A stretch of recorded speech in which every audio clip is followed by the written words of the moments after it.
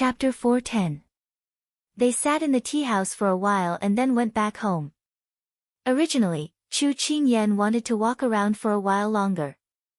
Unfortunately, those young ladies who knew about Yi Lingfeng's return surrounded their table, making it hard for them to advance or retreat. If they continued to walk around, they could imagine how chaotic the journey would be. In the end, everyone decided to return. As soon as they entered the mansion, Yi Lingfeng asked Xiao Su angrily without caring about his image, "Brother, did you do all this?" At this time, he did not care about his image. The folding fan in his hand was torn, a sleeve of the best Su embroidered clothes was missing, and the boots that were clean and tidy when he went out had several footprints on them. Without looking in the mirror, he could imagine that his hair was like a chicken's nest. Young Master Yi, who had been wandering in the flower world for so many years, had never been so down and out like today. Along the way, many people looked at him and laughed, but no one thought that he was Yi Lingfeng, who was famous in the capital for his handsome appearance. Today, he had lost a lot of face. "I don't understand what you're talking about." His voice rose at the end, indicating that he was in a good mood. Yi Lingfeng took a deep breath and chanted several times in his heart, "Don't be angry." Then, he brushed the hair that was scattered in front of his forehead and roared calmly, "You bastard, tell me the truth. Did you reveal my whereabouts? I just stepped into the capital and someone followed me, saying that no one deliberately spread the news. I don't believe it. And who else knows about my return except for you?" It had to be said that someone who could make the self-proclaimed gentle and elegant young Master Yi so angry had crossed his bottom line. But would Xiao Su care? No, he was happy to see it happen. So what if it was me? Xiao Su sat down in the middle of the hall. He was dressed in a black robe with golden edges of maple leaves. His every movement was leisurely, without the slightest trace of regret. "Xiao Su, you are haggling over every little thing. I just schemed against you once, why are you so serious?" Xiao Su's unhurried voice made Yi Tianyun jump up and down, not caring about his image at all. "I'm just haggling over every penny. You don't have to take it seriously." Xiao Su successfully provoked Yi Lingfeng again by talking about rich girls. Compared to his good friend's unbridled elegance, he himself was down and out. He was worse than a beggar in the corner. Yi Lingfeng felt his anger burn, but he couldn't do anything to him. He could only sigh and go down to change his clothes. He couldn't parade around in such tattered clothes. If he wanted to settle the score, there was plenty of time. Yi Lingfeng left angrily. When he passed by Du Guqing, he heard her gritting her teeth and adding insult to his injury. "Serves you right. You reap what you sow."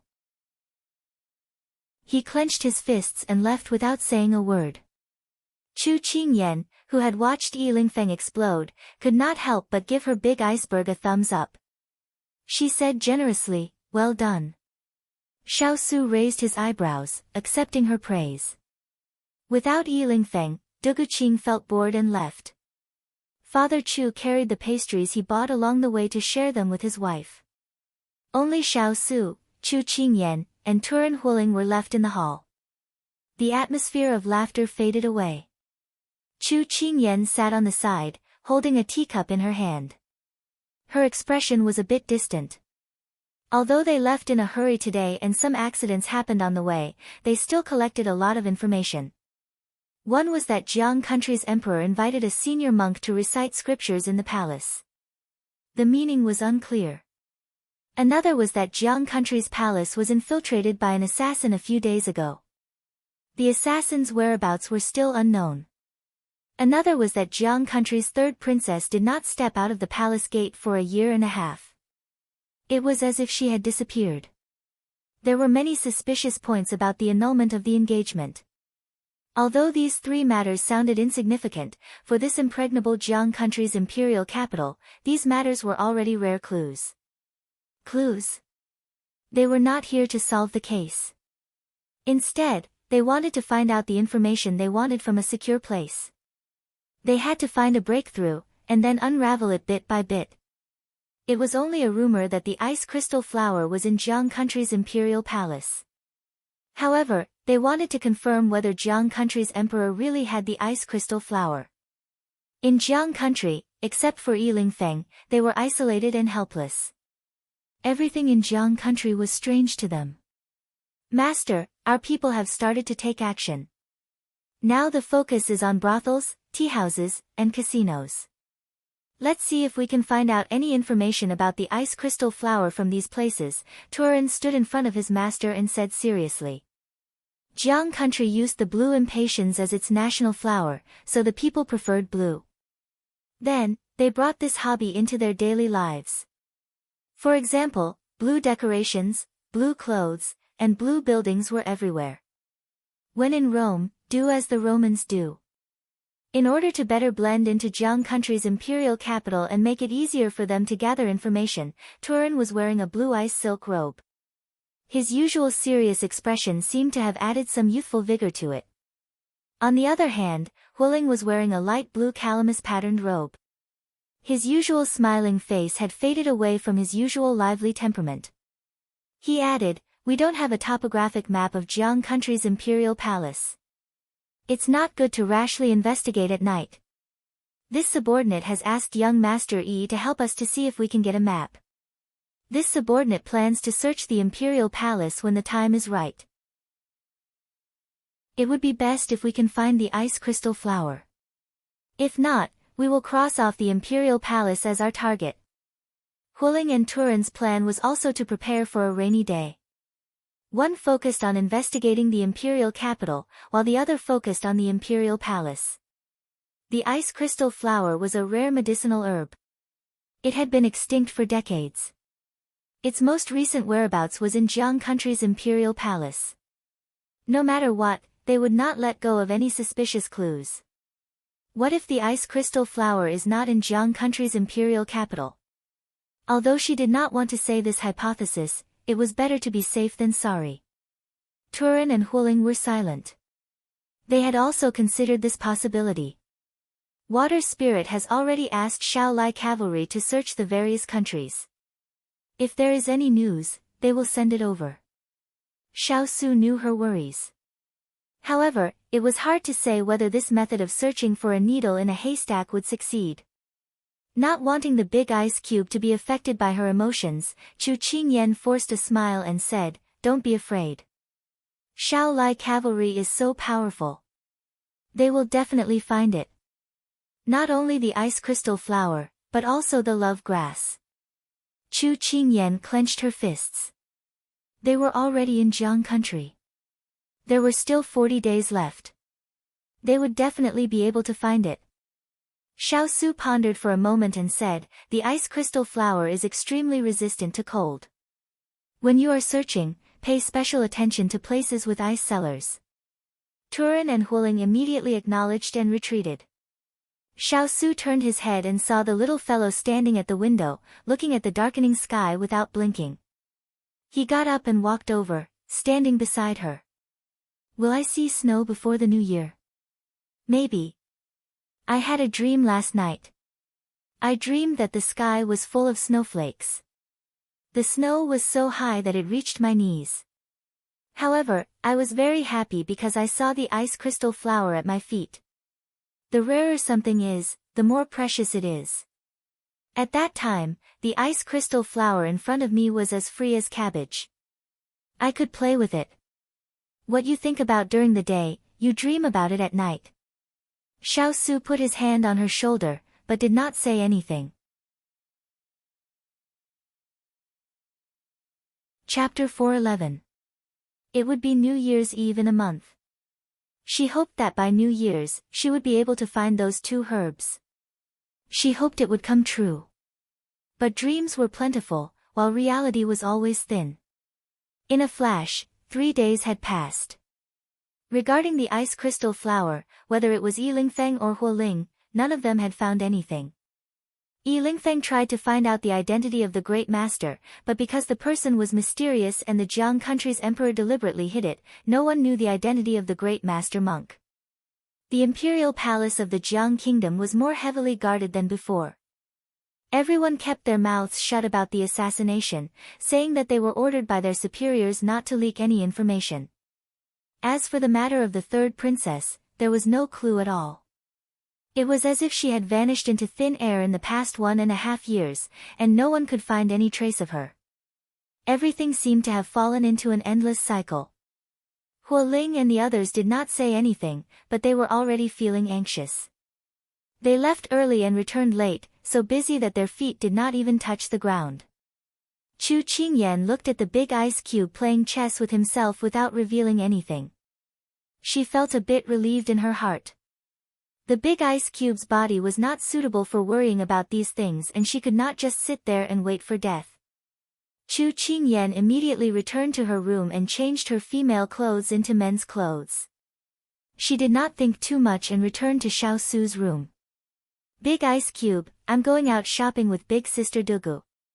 Is there anything you want to buy? I'll bring it back for you.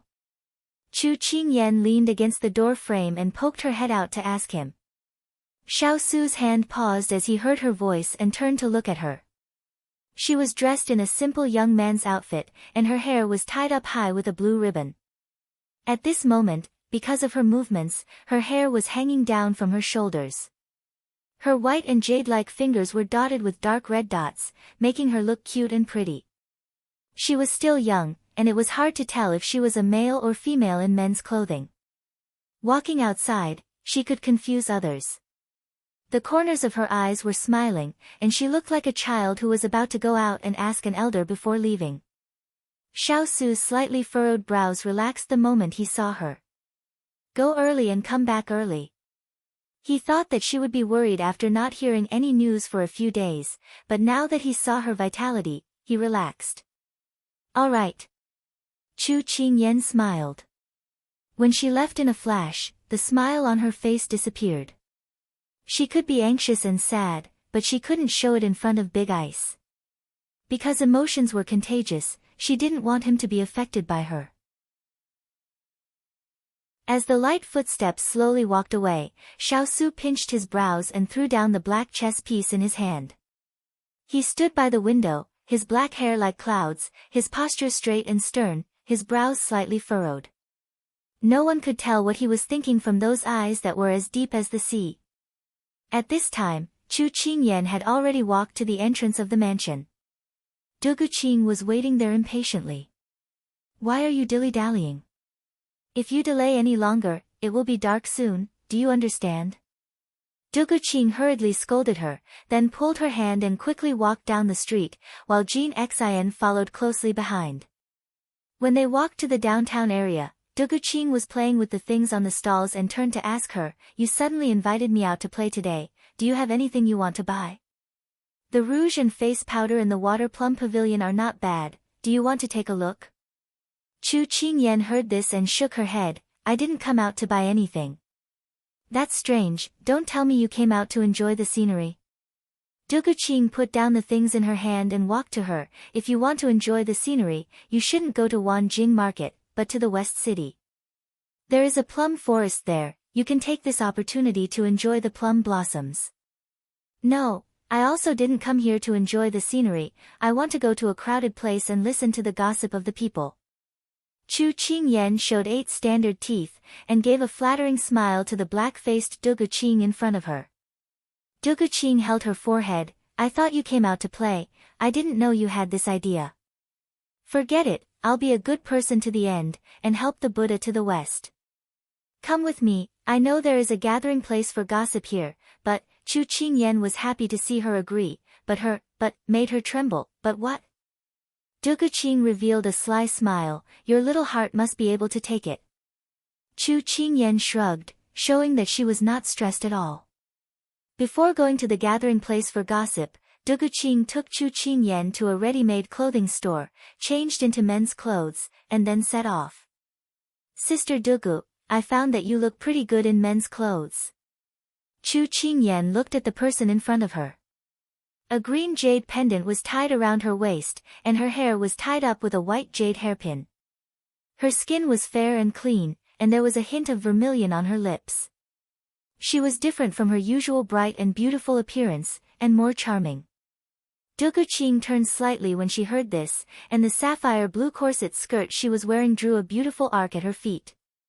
She raised her index finger and tapped her chin, smiling contentedly. Actually, I look quite similar to my younger brother when I wear men's clothes. Little Qing Yan, do you know that I have a twin brother? He's quite good looking, I'll introduce you to him if there's a chance. Chu Qing Yan did not expect that she had a twin brother, and could not help but nod, okay. But who would have thought that by the time they met, they would already be strangers? It's getting late, let's set off. Duguqing pulled her towards the crowd. Later, don't call me sister, call me brother. As for you, you're my younger brother, so you'll be called Dugu Tian. I'll lend you his name for the time being. Speaking of him, I kind of miss him. I don't know where that brat went. Duguqing nagged along the way. Dugu Tian? Did the combination of the siblings' names mean Qing Tian? Chu Qingyan's lips curved. They must be a pair of siblings who had a good relationship. When Duguqing brought Chu Qingyan to stand in front of a building, Chu Qingyan looked at the words on the signboard, and resisted the urge to twitch her eyes. This is... She pointed at the building, somewhat in disbelief. Duguqing smiled, and said in a normal manner, a gathering place for gossip. The moment she finished speaking, the women who heard the commotion stood on the second floor, waving their handkerchiefs at them. Two young masters, come and have a drink, we have the best wine here. Do you want to listen to a little song? I guarantee that you'll come with worries and leave with no worries. Chu Qingyan put down her hand, and her eyes swept over the male guests coming in and out. The astonishment on her face was immediately replaced by a smile, and she did not show the slightest bit of stage fright. It had to be said that this was indeed a gathering place for gossip. Duguqing originally thought that she would back out, but she did not expect her to adapt so well. She could not help but shrug, then let's go in. Chu Qingyan nodded, and before she took a step, she suddenly said to the person beside her, I realized that you and Yilingfeng actually have some similarities, such as this. Her voice trailed off, with a hint of a smile. Duguqing's face darkened. She was actually teased by this 10-year-old child. This person was really the same as Xiao Su, haggling over the smallest details.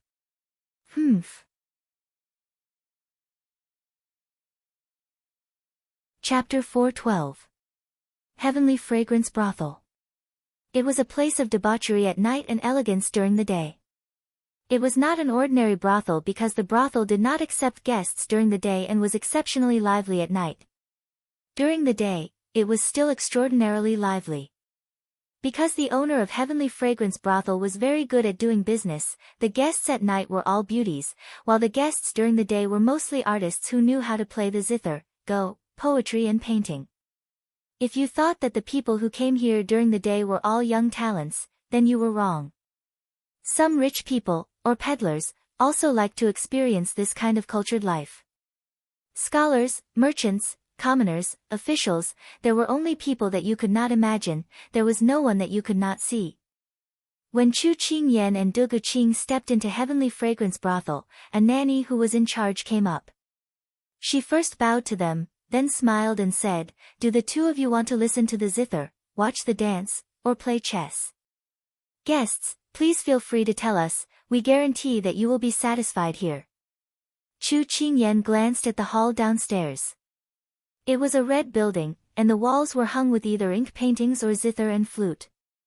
Between the first floor and the second floor, there was a sky building, and the rooms were separated. There were tables and chairs, but no doors.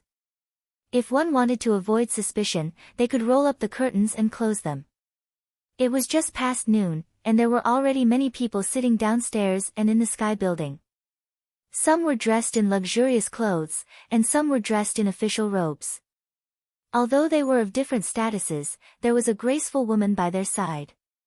These women did not have the aura of a prostitute, but rather looked very much like a young lady from a wealthy family. They were full of jade and delicate makeup. Some were grinding ink, some were playing chess, some were playing the zither, and some were dancing. At first glance, it really looked like a place filled with the fragrance of books. We will just sit on the first floor. I want two ladies who are good at grinding ink, not too quiet. It would be better if they can accompany us brothers to talk and relieve our boredom. Dugu Qing was like a regular customer, and did not choose from the nanny, but directly ordered. Just as Chu Qingyan was sizing up the Heavenly Fragrance restaurant, the granny was also sizing up the two of them without revealing anything. The people who worked in this kind of place all had a pair of discerning eyes. They didn't care if the person was male or female, old or young, as long as they could afford it, they would accept it. The two of them were dressed in extraordinary clothes, and their every movement carried the demeanor of an aristocratic family. Even the guards behind them, although young, had an aura that couldn't be ignored. The mama had a plan in mind and agreed to Dugu Qing's request with a smile. Good, good, good. Two young masters, this way please. Our young lady will be here soon. As she spoke, she signaled with her eyes for a servant girl to lead the two to their seats. Chu Qingyan stopped looking around and followed behind Dugu Qing. Since she was familiar with this place, she just had to follow her closely. Not long after he sat down, two delicate and pretty ladies walked over. One of them was holding a piece of paper, while the other was holding a brush and an inkstone. If it was any other place, one would really think that they were the maids of a prestigious family. Ing Mo greets the two young masters. The lady dressed in light green bowed with a faint smile. Ing Yen greets the two young masters. The lady dressed in light yellow bowed with a faint smile. Chu Qingyan looked at the two of them without saying anything. From their voices, she could tell that they were lively women. They weren't bashful or delicate. You don't have to be so formal. Grind the ink. Dugu Qing didn't stand on ceremony and directly ordered. After that, she whispered to Chu Qingyan, in this kind of place, the more polite you are to them, the more it means that you are a newcomer and don't know the rules. Later, they will trick you. Chu Qingyan rolled her eyes, indicating that she understood. Although she didn't know what kind of trick she would be tricked in this place, since Dugu Qing said so, she would do as she was told. How should I address the two young masters? Ing Mo put the plate on the table and took out an inkstone while asking. I'm Dugu Tian. This is my brother, Dugu Qing. Chu Qingyan said naturally and generously. Dugu Qing nodded secretly. Good. Ing Yen spread the rice paper and then turned to ask, are the two young masters here to read poems and write couplets? Yes. Chu Qingyan's eyes began to pay attention to the people around and said perfunctorily. Dugu Qing knew what she was thinking. When she picked up the brush, she said to Ing Yen and Ing Mo, my brother just finished the private school. I guess he doesn't want to write now. One of you can talk with him. Ing Yen and Ing Mo nodded with a smile. Chu Qingyan held her chin with one hand and watched Dugu Qing write. She asked casually, did anything interesting happen in the street recently? Tell me about it. After listening to the teachers nagging for a day, my ears are going to grow calluses. Ing Yen was standing by the side. When he heard Chu Qingyan's words, he thought for a moment and said, it's very quiet outside, and it seems like nothing big has happened. However, we heard quite a few interesting things in the Heaven Fragrance Inn. Oh. Chu Qingyan pretended to be surprised. She took out a silver ingot from her pocket and put it on the table. She looked like a young master who didn't know much about the world. She said with a smile, if you can tell me something that makes me feel comfortable, I'll give you a lot of silver. Just now, the mama told them that these two young masters were rich and noble. She asked them to treat them well. They didn't expect them to be so generous. Ing Yen and Ing Mo immediately responded with an alas. Ing Yen picked out a rumor from these days and said, young Master Tian, do you know that official Yang divorced his wife a few days ago? Official Yang? Chu Qingyan was puzzled. Why did he suddenly divorce his wife? Looking at her, she knew that she had never heard of it. Ing Yen said, official Yang is the minister of war of our Jiang kingdom. I heard that a few days ago, he took his family to the Buddhist temple to participate in the sacrifice. Mrs. Yang said to her daughter that a girl should know her place and not be willful like other princesses. She lost her marriage and her face, so she didn't dare to come out for a long time. I don't know how this matter got out. Official Yang was fined half a year's salary and demoted by 1 rank. Then, Official Yang went home and wrote a letter to divorce Mrs. Yang. Chu Qingyan sighed inwardly. This Jiang Kingdom's emperor really doted on this third princess. He didn't even allow others to gossip about her, but it was difficult to stop everyone from talking. She could only say that this was the pitiful love of a parent. However, Ying Yan brought out the information she wanted to inquire about. Of all the things Mistress Yang could have said, she just had to talk about the third princess. She really reaped what she sowed. Chu Qingyan sighed and went straight to the point. Then have you heard why the third princess broke off the engagement? I've always heard rumors, but I don't know what happened. Do you know the inside story? Ying Yan thought for a while. I heard about it last year, but I don't know whether it's true or not. Chu Qingyan couldn't help but say, Miss Ying Yan, please tell me.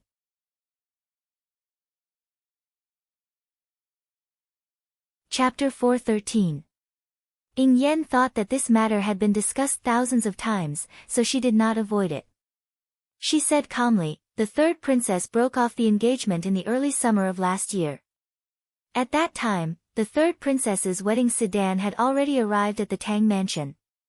They were about to perform the wedding ceremony, but the third princess was thinking about something at that time. No matter how the matron of honor indicated, she did not bow to heaven and earth. Just when everyone was wondering, the third princess suddenly opened her mouth and seemed to ask if second young Master Tang really wanted to marry her.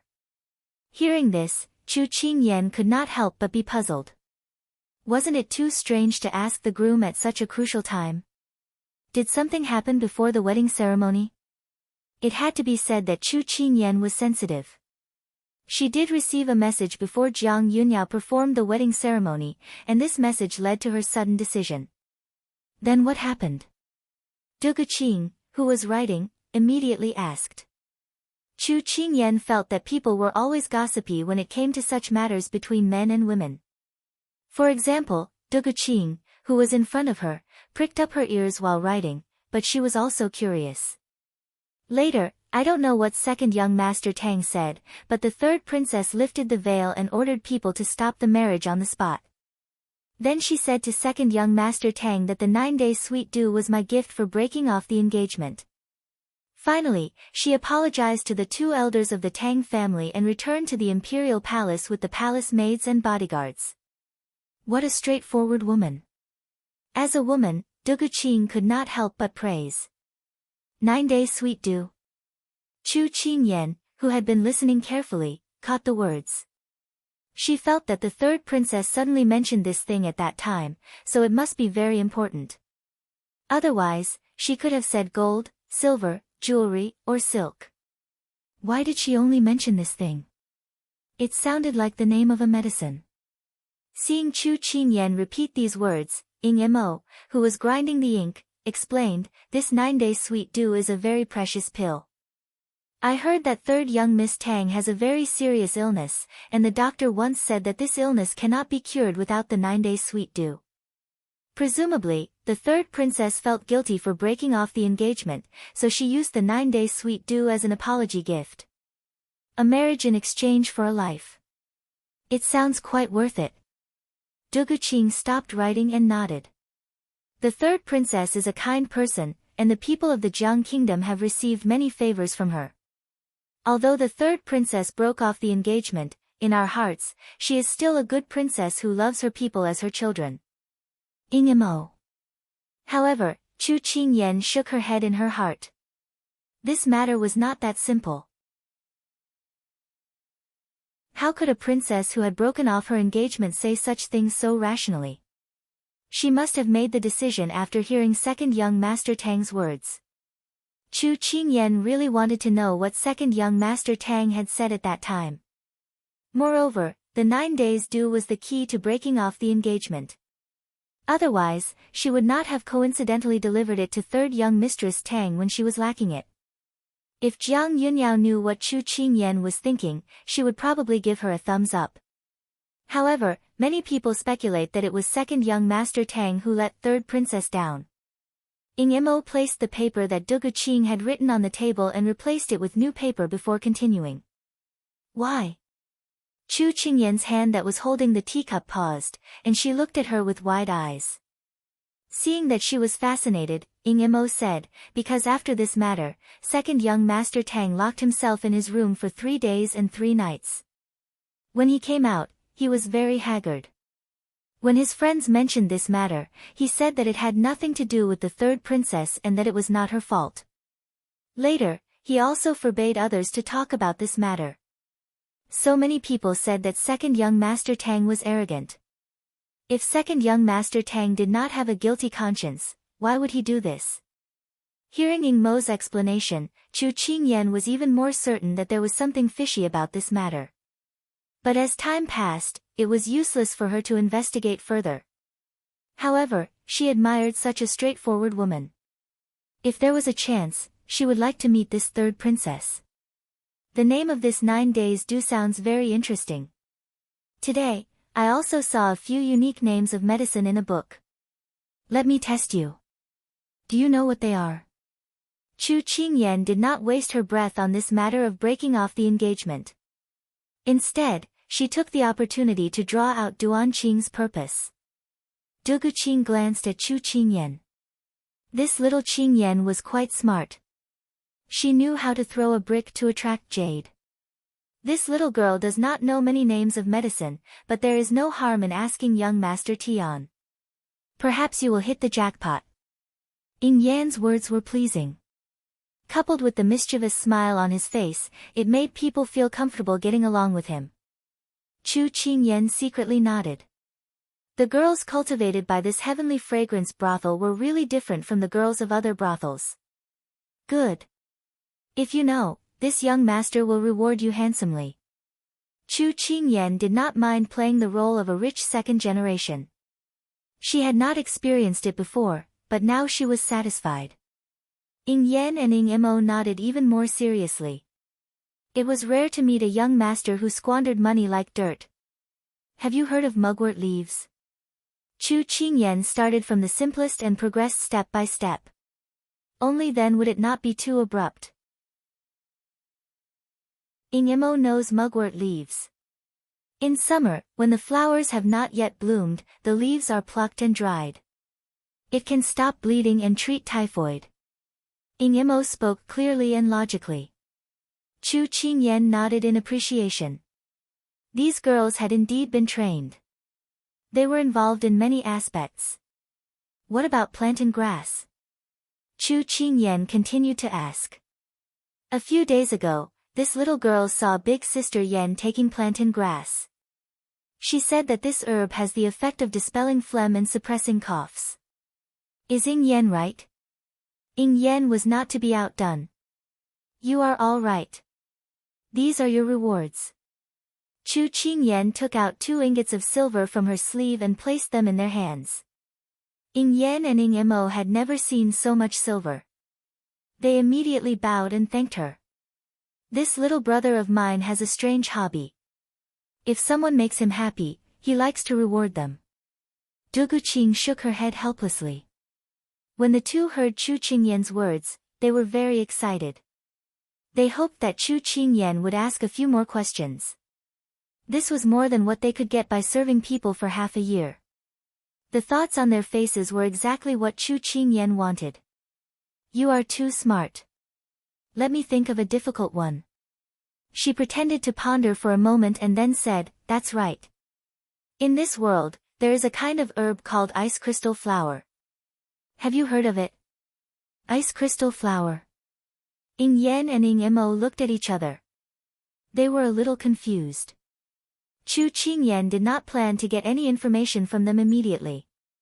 Since this was a place where all sorts of people would gather, she might as well bribe them with money. They would definitely think of ways to find out more information about the ice crystal flower. The ladies of the wind, flower, snow, and moon pavilion naturally had their own methods and information network. They might even be able to get the information faster than Huo Ling and the others. When Chu Qingyan was about to open her mouth, there was a sudden commotion from the side. She subconsciously turned her head and unexpectedly met a pair of charming phoenix eyes.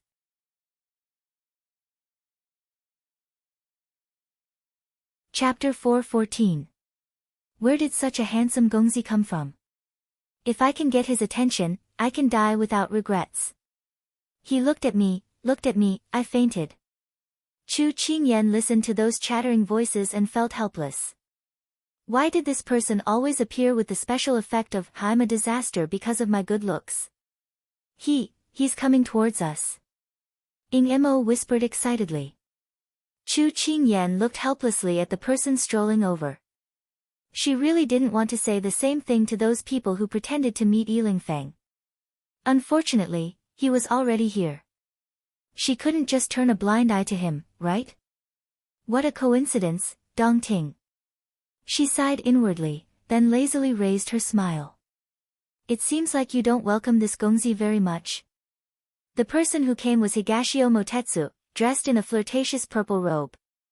The collar of his brocade robe had a circle of high-quality fox fur, which made his lips red and teeth white. He was tall and slender. He slightly bent over, approaching her with a smile that was somewhat unsightly. Chu Qingyan inconspicuously leaned back, increasing the distance between the two of them. She said innocently, "Welcome, but I didn't expect you to appear here." Higashio Motetsu didn't mind. He pulled a chair and sat down, looking at her with a lazy and unrestrained expression. The world is vast. I didn't expect to meet an old acquaintance just by walking around. It's fate. He deliberately emphasized the word fate, his smile somewhat unclear. Chu Qingyan glanced at him, muttering inwardly, "Don't think I don't know you. You obviously knew that we were coming to Jiang country, so you deliberately followed us." But after shouting this in her heart, Chu Qingyan was somewhat puzzled. What was this person's purpose for following them? If he had a purpose, he was well behaved. If he didn't have a purpose, he could see her everywhere. She didn't believe that there were so many coincidences in the world. There were only man-made encounters, and there weren't repeated coincidences. This is... Duguqing, who had been ignored by the two, put down the pen in her hand and looked suspiciously at the handsome man who had suddenly appeared. This was the first time she had seen a man who was able to combine gorgeous and handsome without any sense of dissonance. The man looked like a woman, escaping without a trace, shining brilliantly. Even though she had seen so many handsome men before, she couldn't help but stare blankly. Fortunately, she already had someone in her heart. Otherwise, she might have really been bewitched. Let me introduce you. This is Duguqing, and this is Higashio Motetsu, my good friend. Chu Qingyan introduced the two. Higashio Motetsu looked at Duguqing and raised his hand. Nice to meet you. Duguqing also replied. Seeing that the atmosphere between the two was a little strange, Duguqing thought for a moment and set up another table to give the two some space. Higashio Motetsu nodded in satisfaction at Duguqing's tactfulness. Ing Yen and Ing Mo were also taken away by Duguqing. The distance between each table was not close. If the two spoke in a low voice, no one would hear. Little girl, do you owe me a favor? Higashio Motetsu poured himself a cup of tea, as if the words came out of his mouth. Chu Qingyan raised her eyebrows. These words surprised her. She didn't remember owing him any favor. Higashio Motetsu saw her reaction and pretended to hold his heart. Little girl, you have deeply hurt me. If I had known earlier, I wouldn't have saved you. Looking at his posture, Chu Qingyan had the urge to facepalm. A perfectly good man actually acted like a little girl. What kind of appearance was that? But she had to admit that even if he held his heart, it didn't make people feel disgusted. Instead, it had a different kind of feeling. Sure enough, this was a world that looked at faces. Are you talking about that time when I fainted from a fever in the forest? Chu Qingyan remembered the last time they met. When she woke up, she was in the medical center. That's right. You are not too heartless. You can still be saved. In the blink of an eye, he put away the heart-holding posture. He still had the soul-stirring and enchanting appearance. Just now, his expression was like a flash in the pan. She had already experienced this person's ability to change his expression, so she wasn't surprised. But she also had a debt to settle with him. I didn't expect you to take the initiative to mention it. I forgot about it, Chu Qingyan snorted. The people in the medical center said that when they opened the door, they saw me lying on the ground. Didn't you know that I was having a high fever at that time? It was freezing cold, but you just casually threw me aside. Weren't you worried that I would get sick? Higashio Motetsu glanced at her. Aren't you still fine now? Besides, if I hadn't been so kind, you would probably have reported to the King of Hell by now. Chu Qingyan continued to snort. Anyway, we're even. I don't owe you a favor, and you don't owe me anything. Higashio Motetsu was amused by her. His voice was so moving that it was like a spring breeze brushing past his delicate and flawless cheeks. His silky black hair draped over his shoulders. As his shoulders shook, it drew a beautiful arc around his waist. Little girl, are you afraid that I will use this opportunity to blackmail you into doing something? After he laughed, his phoenix eyes were still a little dizzy, but his words hit the nail on the head. Chu Qingyan was taken aback. She did not expect him to be so straightforward. She tapped her finger on the teacup and twirled it around on the table. A faint smile appeared on her exquisite face as she said, "There are some things that you should know in your heart. Why should you say it out loud?" He originally wanted to see the little girl's expression change, but he didn't expect her to admit it directly. Higashio Motetsu picked up the teacup to hide the surprise on his face. After clearing his throat, he said, "It's true that heroes come from generation to generation. I can't win against you." As soon as he finished speaking, he changed the topic. "According to the schedule, you arrived at the capital of Jiang Kingdom nearly half a month later. It's obvious that you encountered some trouble." The topic just now stopped and they didn't mention it again. Both of them had a tacit understanding. "We did encounter some trouble, but it's all in the past." Chu Qingyan continued circling the table, thinking about how to make Ing Yen and Ing Imo not suspect her and willingly help her inquire about the news. "Have you found those two things?" Higashio Motetsu saw that she didn't seem to want to talk about what happened on the way, so he didn't force her. Anyway, he had already guessed most of it. She had mentioned the ice crystal flower and the love grass to him before.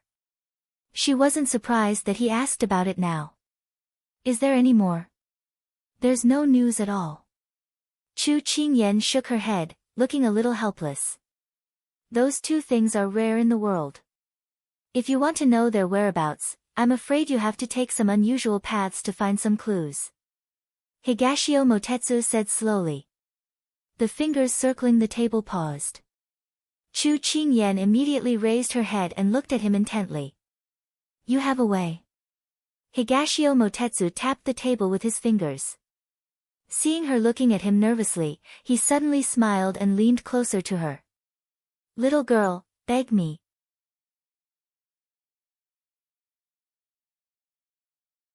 Chapter 4:15. Little girl, beg me. When Chu Qingyan heard this, she had the urge to smash his head open with a hammer. That was enough. Chu Qingyan turned her head away and missed his breath. "Dongting, stop fooling around." Stop fooling around? Was she treating him like a child? Higashio Motetsu's eyes twitched, but his tone was good as he said, "If you beg me, maybe I'll tell you when I'm happy." Chu Qingyan's lips curved into a creepy smile.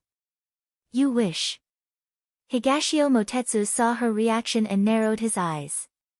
He leaned back against the chair and said with a smile, "Little girl, don't you want to know the fastest way? Whether you say it or not, the initiative is in your hands." "You want me to beg you? Then forget it." Chu Qingyan shrugged indifferently. Higashio Motetsu did not force her and said casually, "In another 30 days, the poison will take effect. It's a pity that the king of this region died at such a young age." But this also makes those who are eyeing him covetously and want to get rid of this thorn in their side happy. When he said this, he gave a low chuckle. This young master has seen a lot of this kind of situation where the people close to him are sad and the enemies happy. Little girl, you're really ruthless. Seeing that Chu Qingyan was unmoved, Higashio Motetsu took a sip of tea and then unexpectedly stood up. He shook his sleeves and looked like he was about to leave. Little girl, this tea is not bad. Consider it as repayment for saving my life. It's getting late, this young master should go back. I hope that we will have a chance to meet again in the future. She knew that he was certain that she would not let him go. But she did not know what his motive was. She was afraid that if she blindly agreed to him, it would cause harm to herself or the big ice cube. Chu Qingyan tightened her grip on the teacup, and it fell onto the table with a thud. She looked up at him from the corner of her eyes. The struggle in her eyes was obvious, but it quickly settled down. Her voice was as calm as before. What conditions do you have? Higashio Motetsu wasn't surprised when he saw her relaxed expression. He knew that she was willing to do anything for Xiaosu. On that rainy night, he had already seen how fearless she was. It was hard for him to imagine that a little girl could have so much courage when she exploded. As a result, his heart was somewhat unconvinced. Why would such a cold person like Xiaosu have such a woman to sacrifice for him? Suddenly, he felt somewhat indignant. However, this was just an occasional emotion, and he didn't pay much attention to it. Especially when he found out that she had appeared at Heavenly Fragrance House, a touch of joy surfaced in his heart. He couldn't wait to see her. He liked to see her being bullied by him until she was deflated, but she didn't dare to speak up. Higashio Motetsu moved and sat down again. He poured himself a cup of tea, but he wasn't in a hurry to drink it. Instead, he looked up and looked at her magnanimously. Little girl, don't think of this young master so badly. I was just teasing you earlier. Chu Qingyan rolled her eyes at him. You're so playful. He raised his eyebrows and smiled. If I really asked you to exchange conditions with this young master, would you agree? Knowing that he was really joking earlier, Chu Qingyan's heart heaved a sigh of relief. Seeing that he was teasing her, she didn't take it to heart. That depends on what conditions. Cheating, swindling, stealing, killing, arson, robbing, violating filial piety and etiquette, don't even think about it. She really was a little girl with strong principles. She killed all the unstable elements in one fell swoop.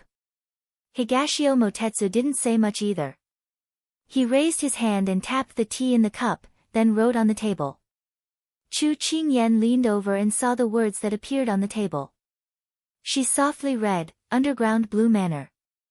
She looked at the person beside her in confusion. What is this place? Higashio Motetsu smiled. His index finger and thumb rested on his cheek as he slowly said, Underground Blue Manor, this is the underground city of Jiang country's trade. It's not bound by any imperial authority, and there's no distinction between good and evil. It's a mysterious organization hidden among the common people. Similar to a black market trade? Chu Qingyan asked thoughtfully. That's about the same thing. Every country has a trade city like this. They hide underground, and every operation is very secretive. No one knows where they are located or who the participants are. Those who can receive an invitation are not all rich and noble people. They don't limit their status. As long as you have rare treasures or unique skills that others don't have, you have a chance to ask for an invitation. Every time, the participants will know the approximate location of the event within an hour before the event begins. Higashio Motetsu patiently explained. So mysterious. Chu Qingyan frowned. Higashio Motetsu glanced at her. An organization that can wander around the imperial authority and exist for a long time must have its uniqueness. Many emperors want to get rid of it, but sometimes, even the imperial family can't handle it. They have to rely on such a trade city. Those who participate in the trade, some are seriously ill, some have peerless medical skills, some have deep hatred, some are famous killers, some are thirsty for talent, and some are full of wisdom. But they all take what they need. She suddenly understood and looked at Higashio Motetsu. So what you're trying to say is that I might be able to get some information in this trade city? Higashio Motetsu nodded.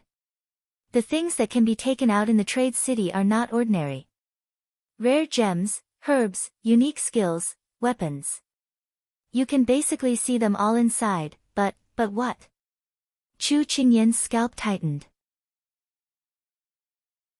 What she hated the most were unexpected twists and turns, which made people whet their appetites.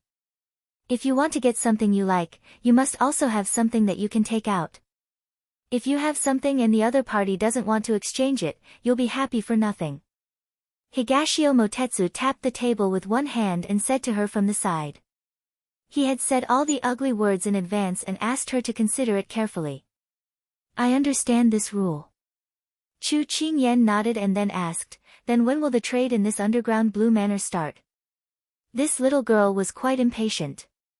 You're considered lucky. 3 months ago, the underground blue manor held a trade in Junlan. I heard that it will be held again in 2 days in the Jiang Kingdom. Higashio Motetsu said leisurely. His expression was languid as he leaned on the table. He didn't sit properly, but it didn't make people dislike him. Instead, they felt that such an outstanding person, no matter what he did, would be glorious and dazzling. That's great. It's better to come at the right time than to come early. Then can you take me there? Chu Qingyan immediately smiled and asked. Higashio Motetsu glanced at her and shook his head with a low laugh. Little girl, do you think that you can casually enter this kind of place? Chu Qingyan narrowed her eyes and was a little annoyed. If I can't enter, then why are you still talking so much nonsense with me? Higashio Motetsu saw that she was about to explode again and couldn't help but laugh. I said that you can't casually enter, but I didn't say that this young master can't enter.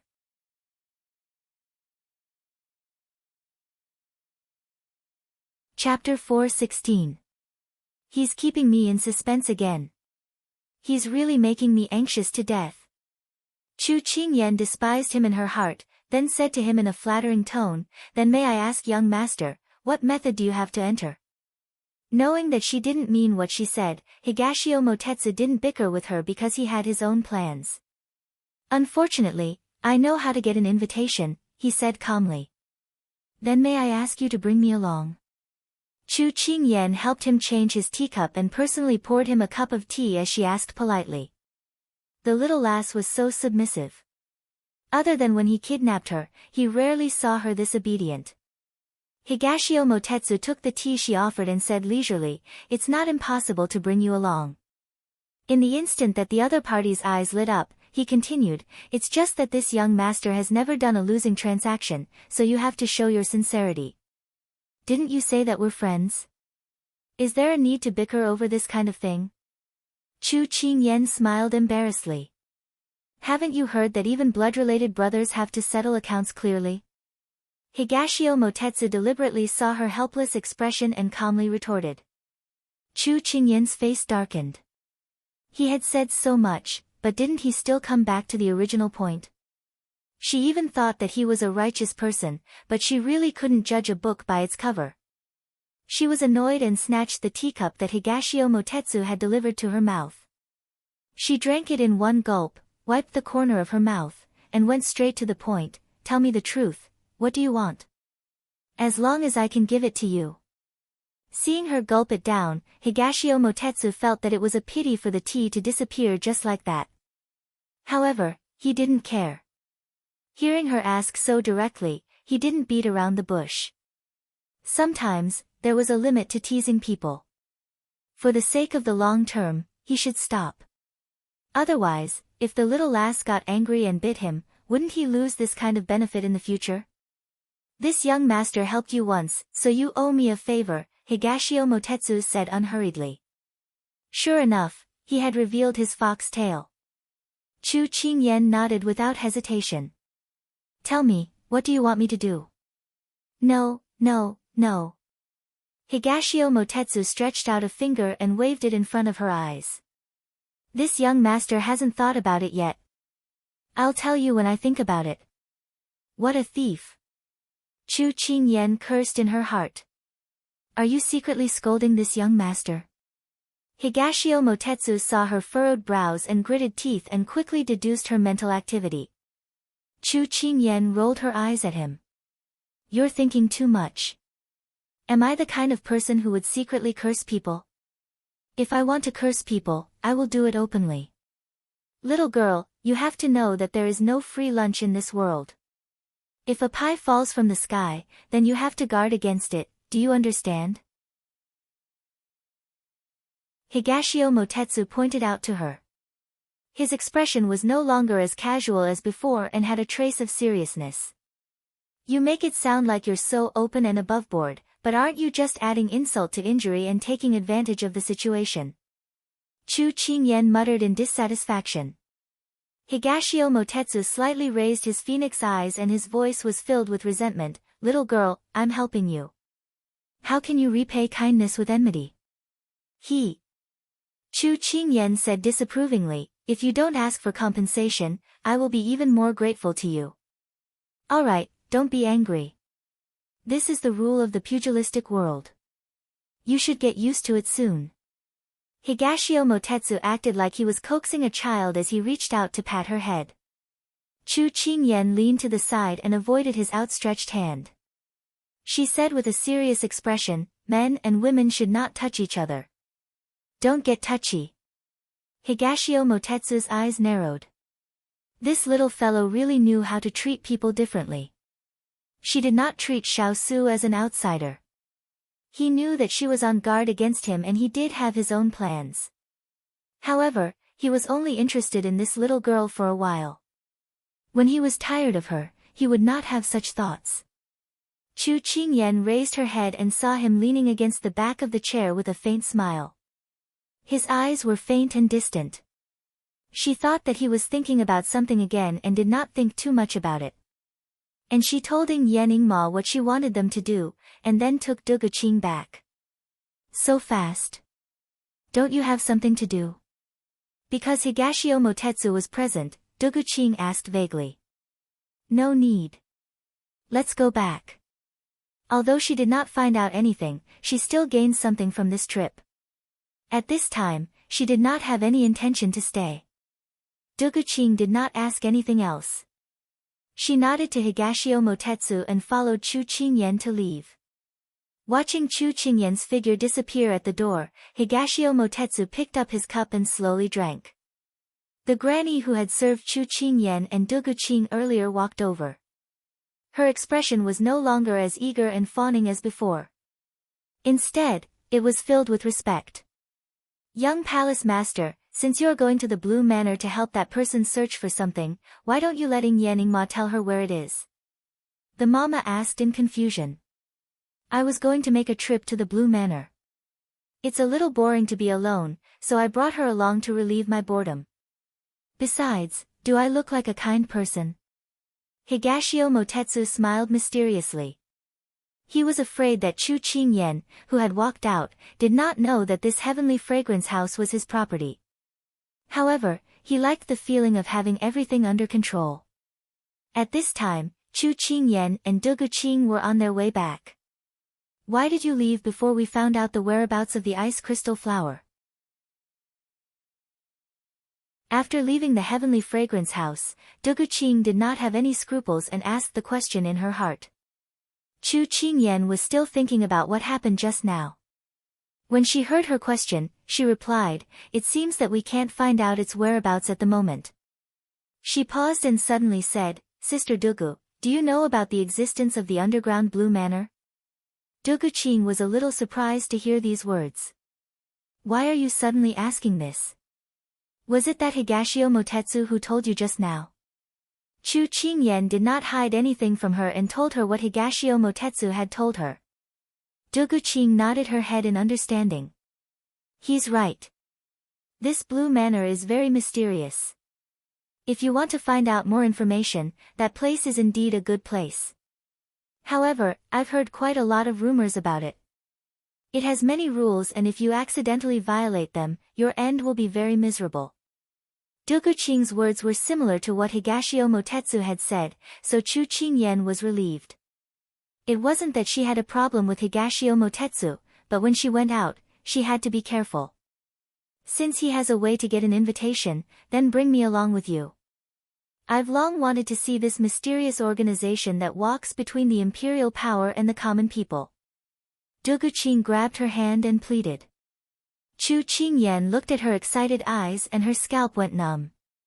Dongting said that he can only bring one person, so I'm sorry, Sister Dugu. So petty. Duguqing pursed her lips. Then she leaned forward and said maliciously, Little Qingyan, you want to go alone?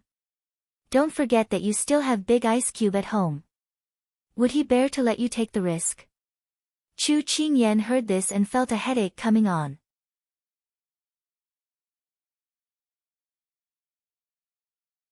Chapter 4:17. Chu Qingyan scratched her head. Big Sister Dugu, can you cover for me? Depends on your performance. Duguqing smiled slyly.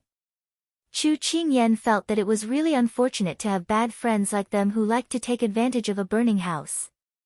Returning to the Yi estate, she happened to bump into Yi Lingfeng, who was preparing to go out. Duguqing was still holding a grudge against him for what happened 2 days ago, so she deliberately snorted coldly in front of him and left with a flick of her sleeves. Yi Lingfeng watched her leave, the folding fan in his hand, fanning himself unnaturally. Is young Master Yi preparing to go out? Chu Qingyan was afraid that he would feel awkward, so she took the initiative to ask. I have an appointment with a friend. I'm going to attend the banquet. Yi Lingfeng quickly regained his elegant demeanor, without the slightest bit of uneasiness from before. Chu Qingyan nodded, then young Master Yi, please go ahead. I won't disturb you any further. She was about to leave when Yi Lingfeng called out to her.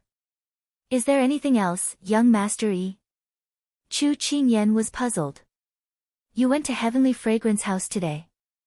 Yi Lingfeng hesitated for a moment before speaking. Chu Qingyan narrowed her eyes. You sent someone to follow us? Seeing Chu Qingyan's vigilant expression, Yi Lingfeng hurriedly explained, Miss Chu, please don't misunderstand. I didn't send anyone to follow you, but I saw that both of you were dressed in men's clothing, so I guessed. Chu Qingyan immediately relaxed. She was worried that her conversation with Higashio Motetsu would be leaked, but she was still puzzled. How did you know? It was difficult to convince people with just men's clothing. She rarely wears men's clothes. Once she does, she will go to those places. She is not someone who does not know her limits. Since she dares to bring you out, she will naturally go to the Heaven Fragrant Inn, Yi Lingfeng said with a smile. He did not see the ambiguous smile on Chu Qingyan's face because of his words. I see. I didn't expect young Master Yi to know Big Sister Dugu so well. Chu Qingyan looked at him meaningfully. Ahem. Yi Lingfeng covered his mouth with his fan and coughed lightly, avoiding Chu Qingyan's words. Then he said, in the future, you should not go to that kind of place. It is not good for your girl's reputation. Chu Qingyan had already planned to leave, but since Yi Tianyun had brought up the topic, she did not want to let it go. We are going there for business, but since young Master Yi is so kind, why don't you tell Sister Dugu about it yourself? I think she will be very happy. I'm afraid she'll say that I only allow the state officials to set fires, but not the common people. Yi Lingfeng imagined her reaction and felt helpless. Looking at Yi Lingfeng's expression, he didn't seem to be uninterested in Duguqing. Chu Qingyan took the opportunity to add fuel to the fire. You can even guess what kind of reaction she will have.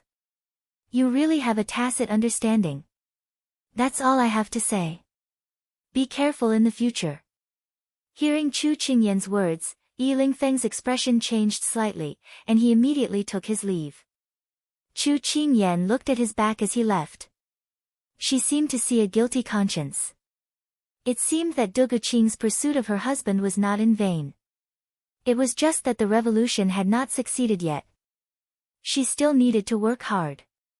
She was looking forward to this couple. She had even thought of a couple name for them. They would be called unique or intentional couple. Thinking about it, it really sounded wonderful. Chu Qingyan happily walked towards her courtyard. Because she was so relaxed, she did not see the big Buddha standing at the door. "You're back."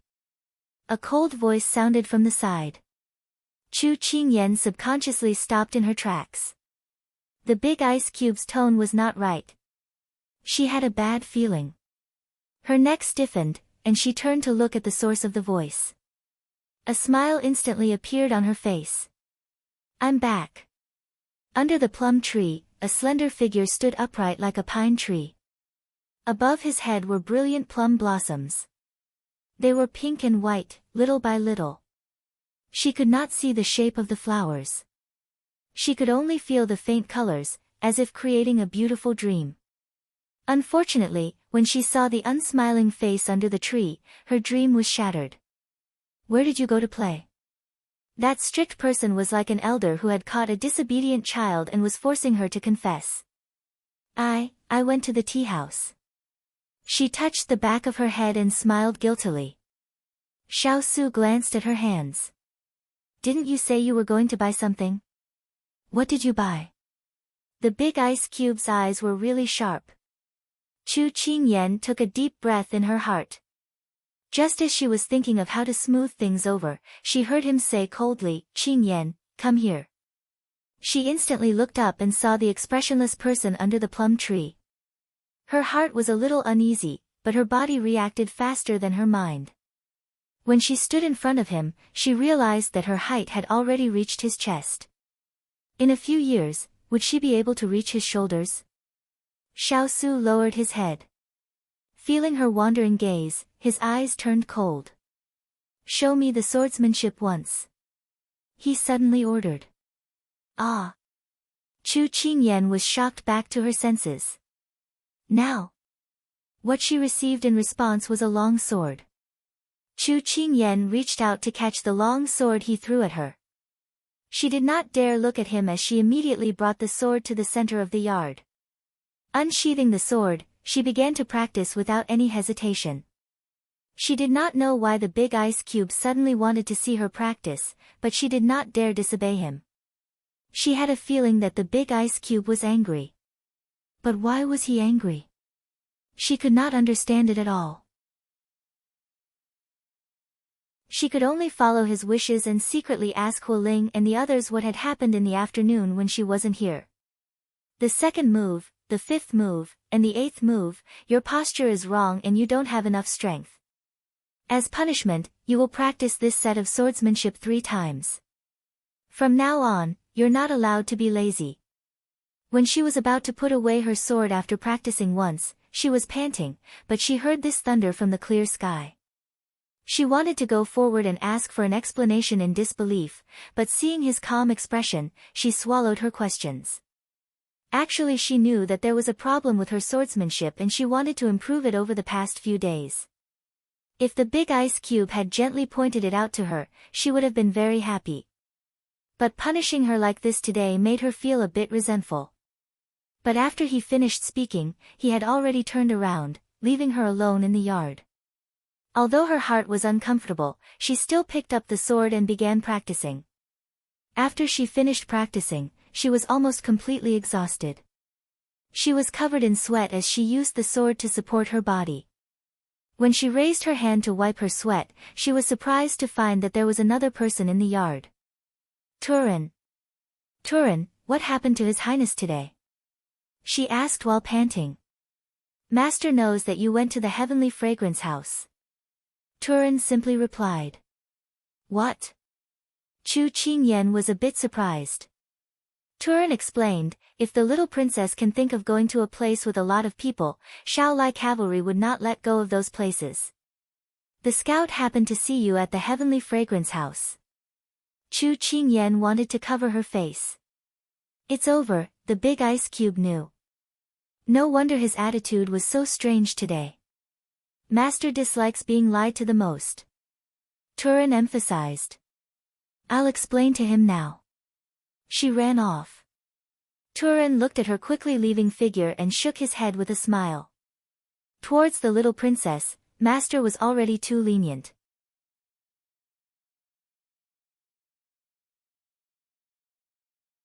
Chapter 4:18. Chu Qingyan quickly ran to Xiao Su's room, but did not see him. She immediately changed direction and went to the study, but there was no trace of him inside. The courtyard was only this big, where could he have gone? Chu Qingyan was a bit discouraged as she walked back with her head drooping. A pair of black boots suddenly appeared in front of her, looking a bit familiar. Her eyes lit up. Big ice cube. You're looking for me. Xiao Su looked at her with a calm face, no longer having the cold look from before. The person in front of her had already recovered, so Chu Qingyan was stunned by his question. She had rushed over in a hurry, wanting to explain to him, but she did not know what to explain, so she was at a loss for words. Xiao Su saw her standing there in a daze and remembered what happened before, so his face did not look right. He looked away from her and planned to leave. Just as he was about to pass by, a pair of hands suddenly grabbed his arm, looking a bit cautious. Xiao Su stopped in his tracks, not saying a word. Actually, he did not know what to say to her at this time. Just now, he had used the excuse that her moves were wrong to punish her. At this time, he was already a bit regretful. But who was he? He was once the commander of the 3 armies, an all-powerful person in the Sichuan. There was no one that could make him feel guilty. He couldn't swallow his pride and apologize no matter what. I'm sorry. Chu Qingyan mustered her courage and stammered out her apology. As soon as her voice fell, Xiao Su's body froze. This little fellow apologized to him? Why are you sorry? He subconsciously asked, but then he realized that his voice was a bit strange. After saying the most difficult words, the stone in her heart had been removed. The following words were not that hard to say, but she still did not dare to look at him. I shouldn't have lied to you. I didn't go by anything, I went to the heavenly fragrance house with Duga Qing. She said softly. Xiao Su did not expect her to confess, so he was a bit surprised.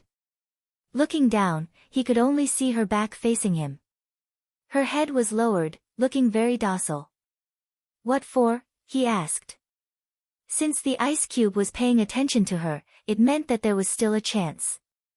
She was slightly delighted and told him the truth. I wanted to find out more information. Big Sister Dugu said that the Heavenly Fragrance brothel was the place with the most gossip, so we went there.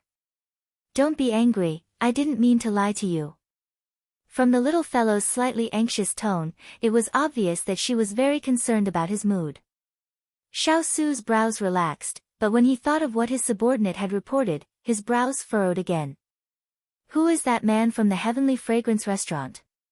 He remembered that when she first came to the Jiang Kingdom, she basically went in and out with him, so it should be impossible for her to meet outsiders.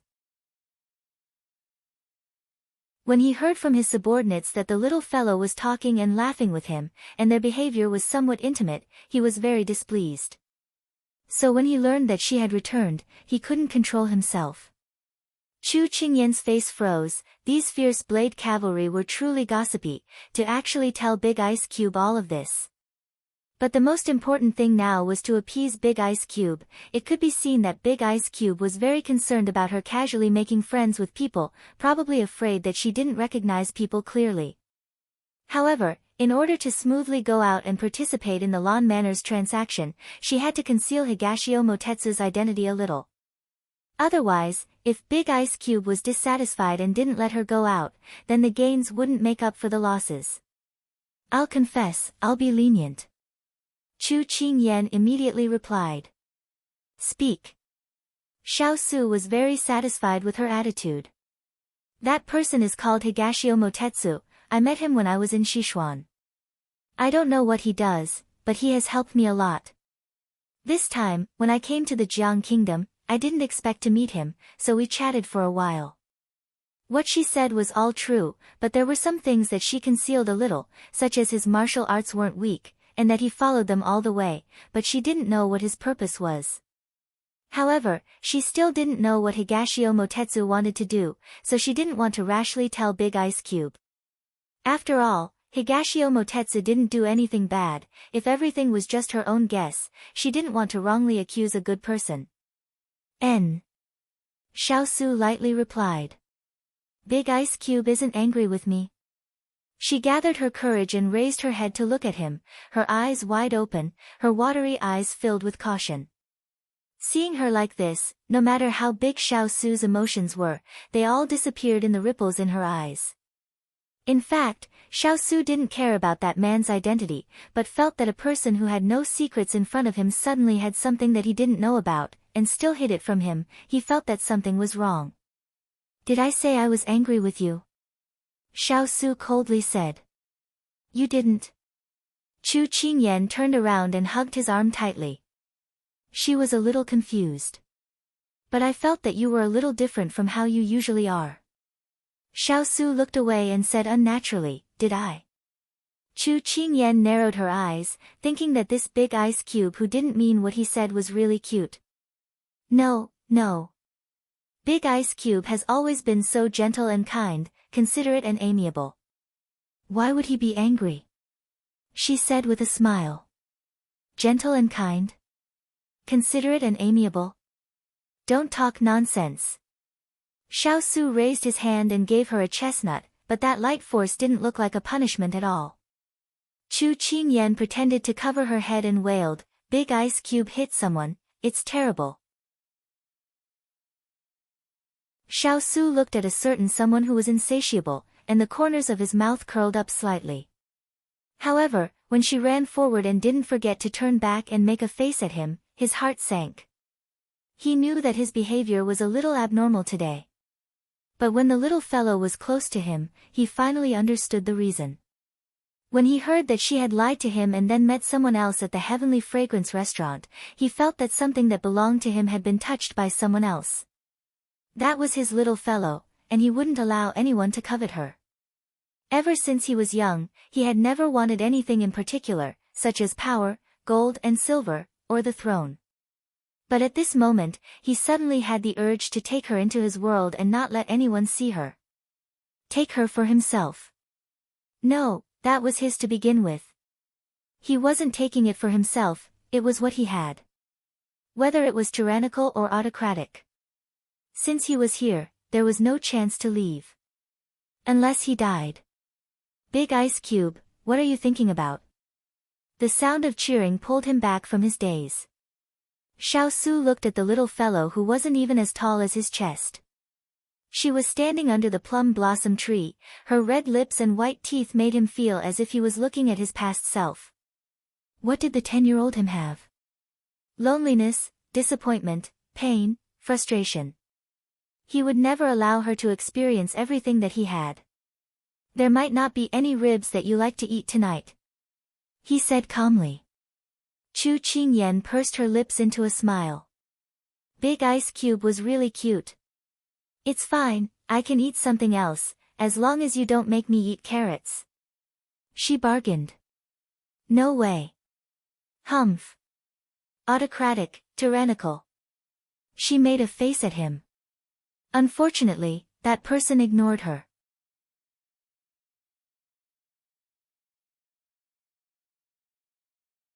Chapter 419. Can't you say something?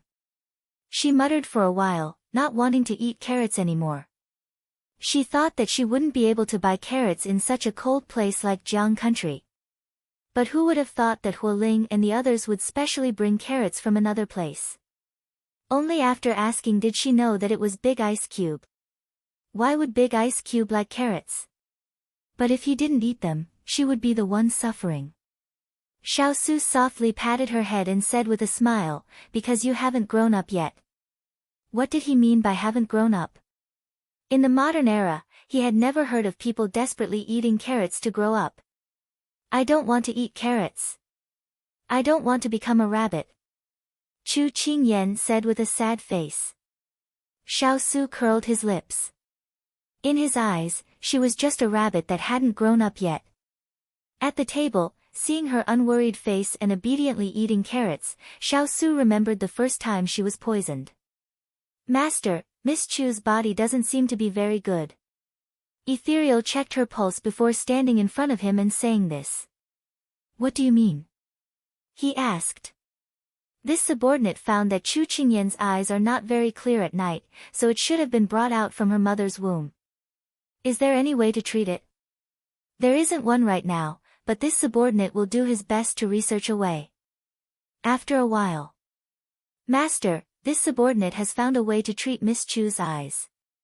Tell me about it.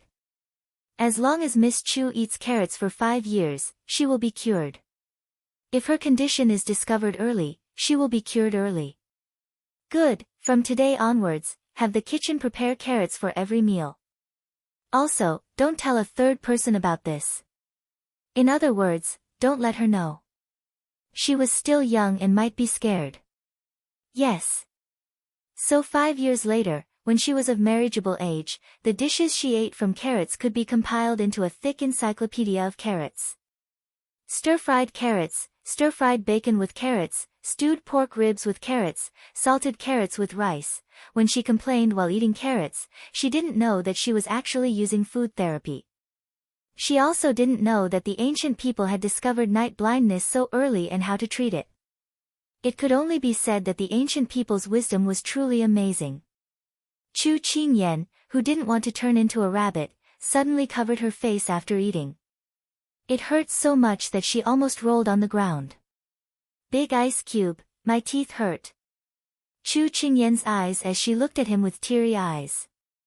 Toothache wasn't an illness, but it hurt to die. Chu Qingyan's small face was contorted. It was obvious that she was at her limit. Xiao Su's face turned cold. Send a message. When Hualing saw this scene, he immediately went down to call Kong Ling over. Cheng Yan Luo, who had heard about the incident in the courtyard, also came over. Chu's halves have it, it was a false alarm. Everyone retreated. Those who needed to brew medicine, those who needed to eat, and those who needed to patrol went on patrol. It was a small matter, but depending on who it happened to, it could be a big or small matter. Before the medicine was ready, Chu Qingyan was still in so much pain that she wanted to roll on the ground. In the modern era, she often went to the hospital because of tooth decay. She didn't want to experience this kind of heart-wrenching pain again. In ancient times, she had protected her teeth very well. She didn't expect that it would hurt like this even without tooth decay. Big ice cube, my teeth hurt. Other than this, she didn't know what else to say. It hurt so much that she was delirious. Xiao Su looked at her hand covering half of her face. Her eyes were watery, and he felt pity for her. He pulled her into his arms and patted her back without saying a word. He wasn't good at comforting people. He could only let her come closer to him instinctively. Chu Qingyan leaned on his shoulder, looking pitiful and aggrieved. This kind of pain was indescribable. Big ice cube, why don't you knock me out? Maybe I won't feel the pain after I fall asleep. Finally, she couldn't take it anymore. She looked at him with tears in her eyes and disgust with him. Xiao Su didn't know whether to laugh or cry at her words. However, he could feel that she was really in pain. Bear with it a little longer. The medicine will be here soon. He caressed her back and added, if you really can't take it anymore, bite my shoulder. Perhaps it was really painful. As soon as he finished speaking, he felt a pressure on his shoulder. Then, there was a slight pain in his. He scoffed. It seemed that his little fellow was not only a rabbit, but also a dog. If Chu Qingyan knew what he was thinking, she would probably retort that even a rabbit would bite when cornered. When Xining came over with the medicine and saw her master's evil deeds, she was so scared that she almost spilled the medicine. After drinking the medicine, Chu Qingyan's toothache temporarily subsided by 50% or 60%. For the first time, Chu Qingyan felt that the medicine tasted so good. Xiao Su looked at the person sitting quietly on the chair and asked worriedly, does it still hurt? Chu Qingyan covered half of her face and looked up. She nodded at him. It still hurts. It hurts so much. Bear with it. If every soldier on the battlefield was injured like you, there wouldn't be any need to fight. Xiao Su teased her, trying to distract her. The more she paid attention to the pain, the more the pain would be magnified. I'm not a soldier. Besides, I'm a girl. I have the right to cry out in pain. Chu Qingyan, who was on the verge of weakness, revealed a rare girlish side of her. Xiao Su shook his head, finding it funny. Perhaps it was because she was chatting with the big ice cube that she didn't feel so painful. Her gaze inadvertently landed on his shoulder, where the saliva had soaked it. Her cheeks heated up and she felt a little embarrassed. Big ice cube, does your shoulder hurt? Xiao Su said unconcernedly, it's nothing. Chu Qingyan thought that he was right. As a man, this bit of pain was nothing. However, after a long time, when the two of them were naked and she saw the clear teeth mark on his shoulder, she realized how hard she had bitten him back then. Are you feeling guilty? Then shouldn't this prince ask for compensation for the teeth mark? Chu Qingyan, who was immersed in the fact that she had left a mark on his body all those years ago, did not notice that a certain person had turned into a wolf. Then, he suddenly flipped her over and ate her clean. When Chu Qingyan woke up the next day, she saw that her body was covered in ambiguous marks. On the same spot on her shoulder, there was also a fresh teeth mark.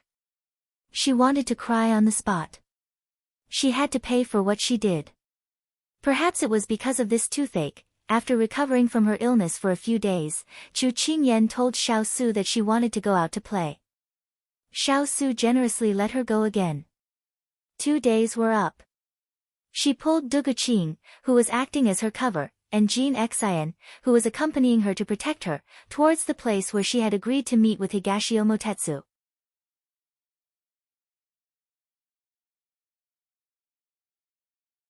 Chapter 420.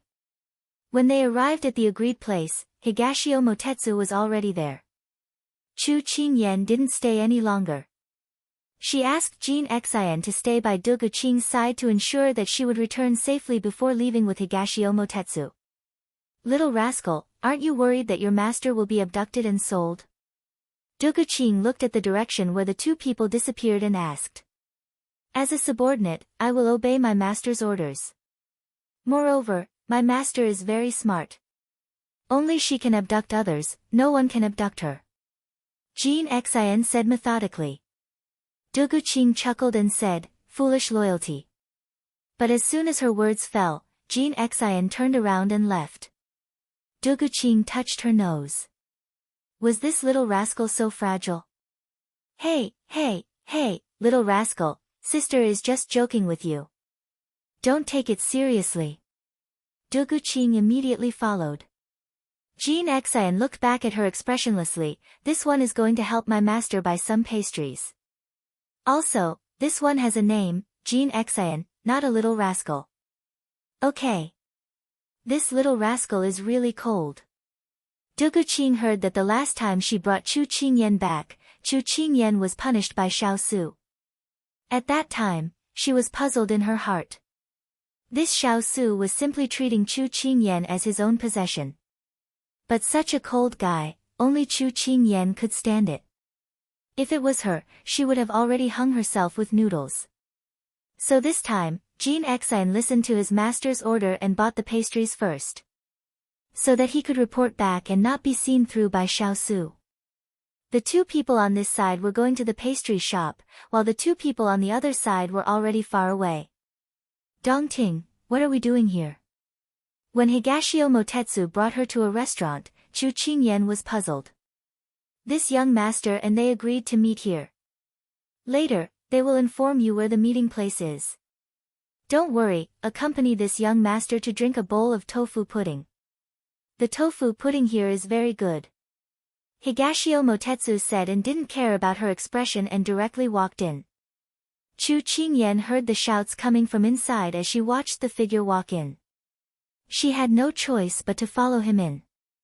She thought that with Higashio Motetsu's temperament, he would choose a private room. But she didn't expect that he had already sat down in the lobby and saw her come in and waved his hand at her. Chu Qingyan facepalmed. With such a devilishly handsome face, it would be bad if he came out to scare people instead of staying at home. Rather, she would rather he go to the private room than face so many hot. I found that you are a gathering place for gossip. After Chu Qingyan sat down, she shook her head at him. Wherever he was, there would be infatuated women and whispering behind his back. When Higashio Motetsu heard this, he raised his phoenix eyes and looked around. Those women who were originally staring at him saw him look over and immediately lowered their heads. Some of the bolder ones even threw him a coquettish glance. Higashio Motetsu turned his gaze back to Chu Qingyan in front of him and smiled contentedly. Little girl, can I take it that you are praising me? Chu Qingyan glanced at the person who took advantage of her and wanted to ignore him. Not knowing how long they would have to wait, Chu Qingyan simply observed the people in the restaurant. Because it was not meal time, there were not many people eating. So in the large hall, there were only a few tables. There were passers-by who were in a hurry to eat and were preparing to leave. There were also people who were chatting with friends in groups of 3 to 5. There were also people who were wearing bamboo hats and eating leisurely. There was also an elegant man who was drinking alone. Chu Qingyan's gaze fell on the elegant man. His hair was as soft as the spring breeze in February and his eyebrows were drawn with strokes. His eyes were bright and he was wearing a sapphire blue brocade robe. His movements were elegant, but he did not stop drinking. It was as if he was drinking tea instead of wine. Just as she was seriously looking at him, a pair of claws flashed in front of her eyes. Chu Qingyan withdrew her gaze and stared at Higashio Motetsu, but he was the one who complained first. Little girl, why are you looking at others? Could it be that other people can compare to this young master's looks? Higashio Motetsu held his heart and looked like a resentful wife, as if his husband had been seduced by some other ghost. Chu Qingyan shook off the goosebumps all over her body. She was both amused and angry as she said, Dongting, can you not say such disgusting words? You're a dignified 9 feet tall man, okay? Show the courage that a man should have, okay? Don't be so narrow-minded, okay? TSK, you don't understand this young master's humor. Higashio Motetsu lamented in a lonely manner. Chu Qingyan rolled her eyes. Pretend, keep pretending. As if responding to Chu Qingyan's inner thoughts, Higashio Motetsu's expression returned to normal. He looked at the person that Chu Qingyan was sizing up with a smile. You have good eyesight. Do you know who he is? From his tone, that person did not seem to be a simple person. She asked, who is it? Beg me. Higashio Motetsu repeated his old trick with a sly smile. Chu Qingyan felt that his method of keeping her in suspense was a disease that needed to be cured. Say it or not. Chu Qingyan did not want to waste time with him. Higashio Motetsu felt that this little girl was getting harder and harder to tease. He smiled faintly. Do you still remember the matter of the Jiang Kingdom's princess breaking off the engagement? That person happened to be one of the parties involved. Chu Qingyan's eyes lit up in surprise. She looked at Higashio Motetsu in surprise, then looked at the man who was still drinking alone. She said in disbelief, he's that second young master Tang. That's right. He's the second young master of the Tang family, Tang Qingchang. Higashio Motetsu nodded. As soon as he finished speaking, Chu Qingyan could not help but click her tongue. This second young master Tang is handsome and well-dressed. Why would the third princess give up such a good tree? This was the first time he heard her praise someone. Higashio Motetsu was a little jealous. Wasn't he more handsome than Tang Qingchang? Why didn't the little girl praise him? But when he heard the little girl's next words, Higashio Motetsu almost choked on his own saliva. Could it be that such an excellent seedling doesn't love a beautiful woman but loves a homosexual? So the third princess resolutely broke off the engagement on the day of the wedding when she found out about it? If you put it that way, it makes sense. Chu Qingyan's imagination was running wild at the side, and she did not notice that the people around her were shocked by her shocking words. As if sensing Chu Qingyan's strange gaze, Tang Qingchang paused in the middle of pouring the wine and turned to look at her. His eyes were very clear. She could tell that he was an upright person. This was Chu Qingyan's first impression of him when she looked directly at him. Tang Qingchang only saw a boy in his early teens looking at him with an inquisitive look.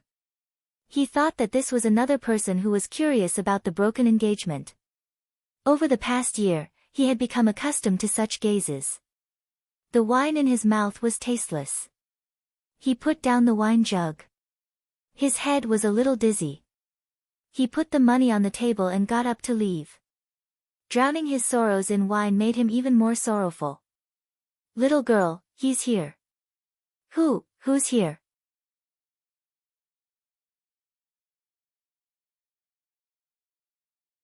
Chapter 421. The messenger is here. Higashio Motetsu's voice had a hint of seriousness.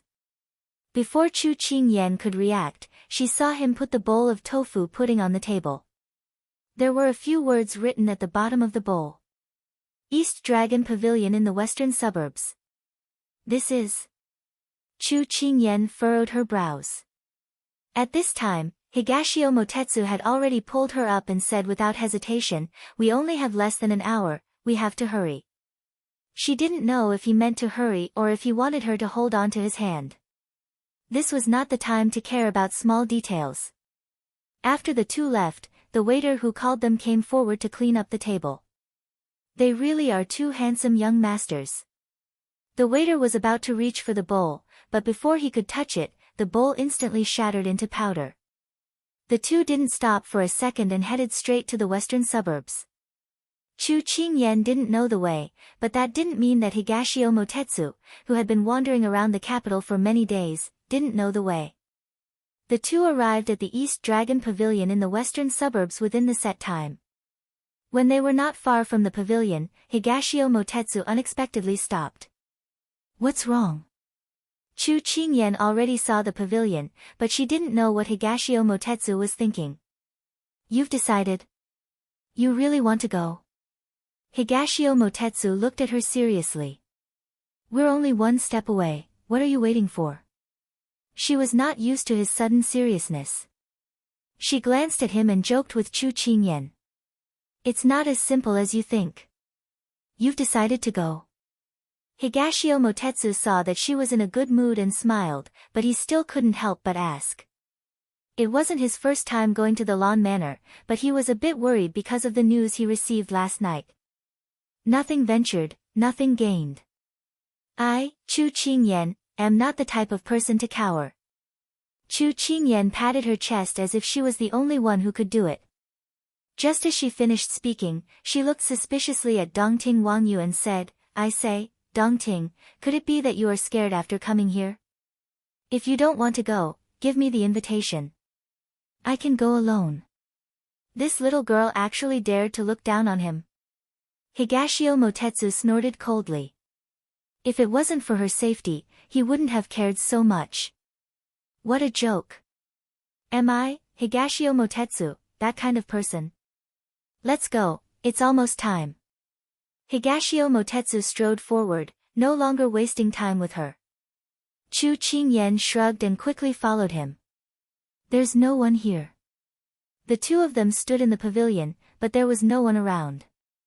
On such a cold day, if they weren't passers-by, few people would deliberately come out. As soon as Chu Qingyan finished speaking, she heard the sound of clothes fluttering and carriage wheels rolling.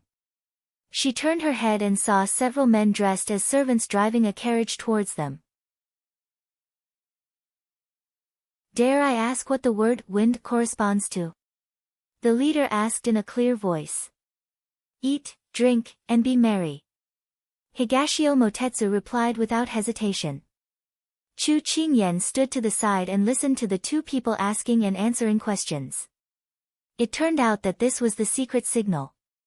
Hearing these 8 words, it covered the various meanings of this transaction. Congratulations, you've answered correctly. Please cover your eyes. The leader waved his hand and 2 men walked towards them with black ribbons.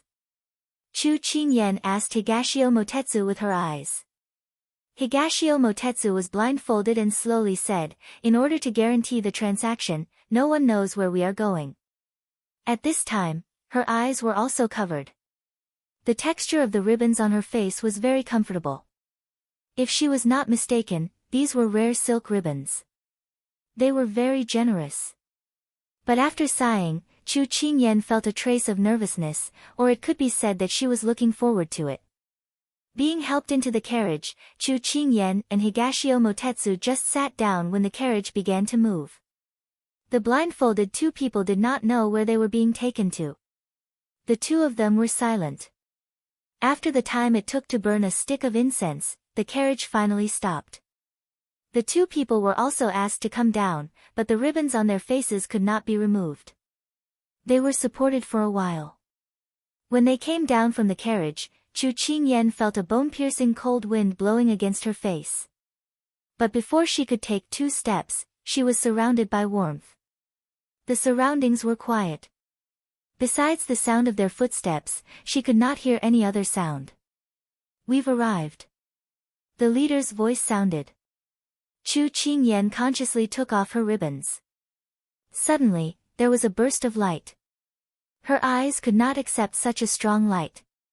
Chu Qingyan could not help but close her eyes, waiting for her eyes to adjust before she dared to open them. She saw that she was in a room. The decorations on all sides were not ordinary. Candles flickered. Because the room was not big, it was very bright. The surroundings were very quiet, as if this was really just a room for people to rest. It had nothing to do with the mysterious transaction. She turned sideways and saw Higashio Motetsu sitting in the room. "This is the underground lawn manor. Are we going out?" Saying that, she walked towards the door. "Right now is not the time for the transaction. You can't leave." As soon as Higashio Motetsu's words fell, Chu Qingyan placed her hand on the door. She gently pulled, but it did not budge. It was just as Higashio Motetsu said. There really was no way out of this room. The people who came to participate are not worried that if Lawn Manor wants to harm them, they will be like fish on a chopping board, waiting to be slaughtered. Chu Qingyan turned around and asked with a puzzled expression. "You're thinking too much." Since Lawn Manor can do such a big thing and attract so many famous people, there must be something special about it. They are honest and trustworthy. They protect the privacy of every participant. That is what they do best. Higashio Motetsu looked at her with a chuckle. Chu Qingyan rubbed her nose.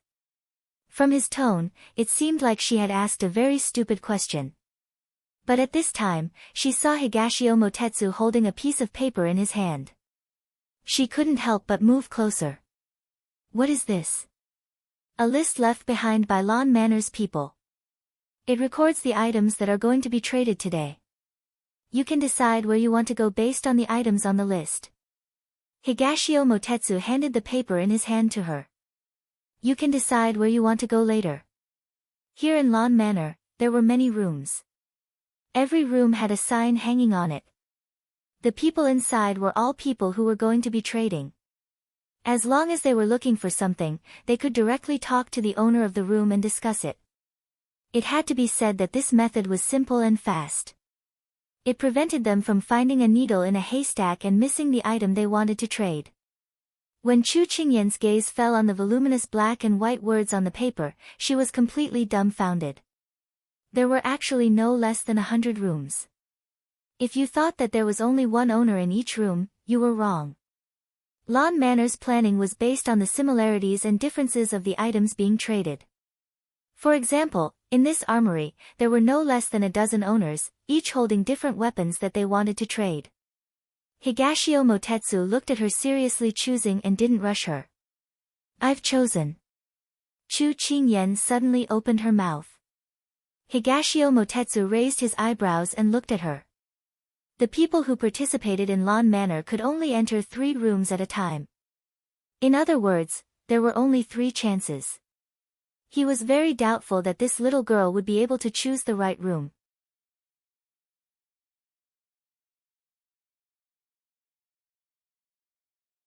Chapter 422. At this time, Higashio Motetsu was also a little curious as to which 3 rooms she would choose. He saw her holding a vermilion pen and circling the words on the paper. Amusing, a basket of medicinal herbs. When Higashio Motetsu saw these 2 names, he couldn't help but twitch the corner of his mouth. This Lan Zhuang's naming skills were becoming more and more out of tune. But when his line of sight moved to the 2 rooms, he couldn't help but smile. This little girl's intelligence couldn't be underestimated. What about the other one? When Higashio Motetsu saw that there was no movement after circling 2 rooms, he couldn't help but ask. Chu Qingyan put down the pen and blinked her eyes. There are only 3 chances, how can I use them all at once? It's better to be prepared. She was a person who always prepared a perfect plan. She couldn't guarantee that she would be able to get what she wanted in these 2 rooms, but if she did, then wouldn't she have wasted the 3rd room? If there was no result in the 2 rooms, then she could make adjustments according to the situation.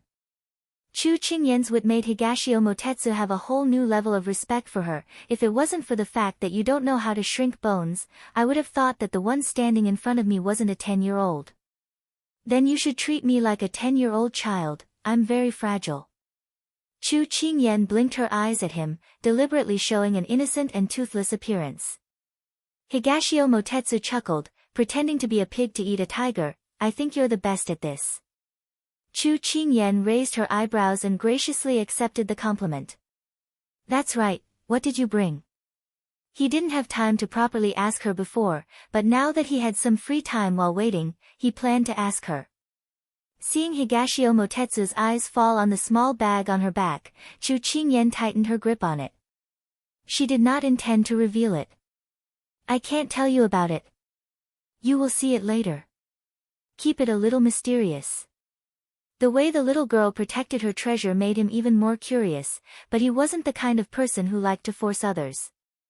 Moreover, as long as there was a trade, he would know what she brought sooner or later. Little girl, let me make it clear to you first. The things that can be traded here are all extraordinary things. Even if you find what you want to trade, if you don't have something of equivalent value to trade, you can only stand aside and watch. Don't worry, I won't return empty-handed, Chu Qingyan said confidently. Chu Qingyan naturally understood Higashio Motetsu's reminder, but since she dared to come, it proved that she was fully prepared. Hearing her say so, Higashio Motetsu did not say anything more. And it was almost time, because Chu Qingyan heard footsteps approaching. Sure enough, the door was opened, and 2 tall and powerful men in black wearing ghost masks walked in. One of them took away the paper on the table, and after confirming with Chu Qingyan, he gave them 3 small plaques. On the plaques were written, "Funny, basket of herbs," and a blank plaque. The other person gave them 2 masks in his hand, indicating that they should wear them. Higashio Motetsu put on the mask and explained to her, in order to protect the interests and privacy of the guests, both sides of the trade don't know what the other side looks like. This is also the reason why Lan Zhuang has been able to exist for so long. Chu Qingyan nodded and also put on the mask. Although wearing the mask only revealed a pair of eyes, she still felt a little uncomfortable. However, this discomfort was temporary, and she could accept it. It's almost time, let this servant bring the 2 of you to the trading hall. One of the 2 men in black withdrew, and the other stood at the door to guide the 2 of them. Chu Qingyan and Higashio Motetsu followed the men in black out the door. As soon as they went out, Chu Qingyan saw that there were also rooms on the left and right sides of her room. When she came out, there were also many people wearing masks coming out of the rooms. These people looked straight ahead, and did not care who walked past them. They followed the men in black without distraction. This corridor was very long, and there were rooms on both sides. Chu Qingyan estimated that there were at least 100 rooms, but she did not know if there were any other rooms other than here. Chu Qingyan finally understood why the guests were allowed to choose the rooms they wanted to go to in advance. It was mainly to distribute them. Among these people, some were dressed luxuriously and had elegant manners, some were dressed ordinarily and had extraordinary temperaments, some had long sabers at their waists, and some were thin and weak, as if they were harmless. According to Higashio Motetsu, to be able to participate in the trade, they had to be able to pay at least 5,000 taels of silver, or they had to be famous and skilled in a particular field to be valued by Lan Zhuang's pavilion master, who made an exception to let them in. Why are there so many people? Chu Qingyan asked in a low voice. Higashio Motetsu replied in a low voice, these people are not only from Jiang country, but also from all over the world. Every trade at Lan Zhuang attracts people from all over the world, and the items for each trade are basically different. Some people do not find what they want this time, so they will participate in the next trade. And this time, it is the grandest trade in the past 3 years. In the past, there were at most 50 rooms for each trade, but this time, the number has doubled, and the number of people participating has increased a lot from the previous 100. Higashio Motetsu only said a few points, but Chu Qingyan understood. No wonder these people were dressed in all kinds of clothes, it was because they came from different places. She unconsciously narrowed her eyes. It seemed that this was really a once-in-a-lifetime opportunity. Whether they could find the ice crystal flower or not, they would have to depend on this. Chu Qingyan remained silent, and did not speak again. Higashio Motetsu only glanced at her, and also silently followed the black-clothed man's lead. At the end of the corridor, there was a dazzling white light. Chu Qingyan thought that this should be the trading hall. After walking into the white light, she opened her eyes. There were at least 300 to 400 people in the bustling crowd. Those black-clothed men who led the way did not go forward, but spontaneously walked to various places in the hall, and began to monitor and guard. Chu Qingyan looked around. It could be said that there was a guard every 5 steps, and these guards were tall and strong. Their steps were steady, and it could be seen that they were all experts. With such tight security, there was no need to be afraid of people plotting against them. In front of the trading hall, there were several signboards. Chu Qingyan and Higashio Motetsu went forward to take a look.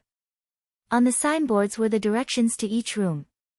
Chu Qingyan felt a sense of familiarity. Weren't these the directions to the scenic spots when they went out for a trip? The idea of the person who designed these directions was really advanced. Chu Qingyan did not think too much about it, and found 2 rooms with baskets of medicinal herbs. Then, she and Higashio Motetsu went to the nearest room with baskets of medicinal herbs. Before they reached the door, they saw that the room was so crowded that not even a drop of water could trickle through. Chu Qingyan clicked her tongue, and could not help but raise her head to look at the signboard. She wanted to double-check if there were baskets of medicinal herbs. But in her ear, she heard Higashio Motetsu say, this medicinal herb trading room is the most popular place for Lan Zhuang's transactions. Hearing that, Chu Qingyan immediately pulled Higashio Motetsu and squeezed in, we can't fall behind. What if someone else beat them to it? Only to hear Higashio Motetsu scream, little girl, take it easy, my image ah.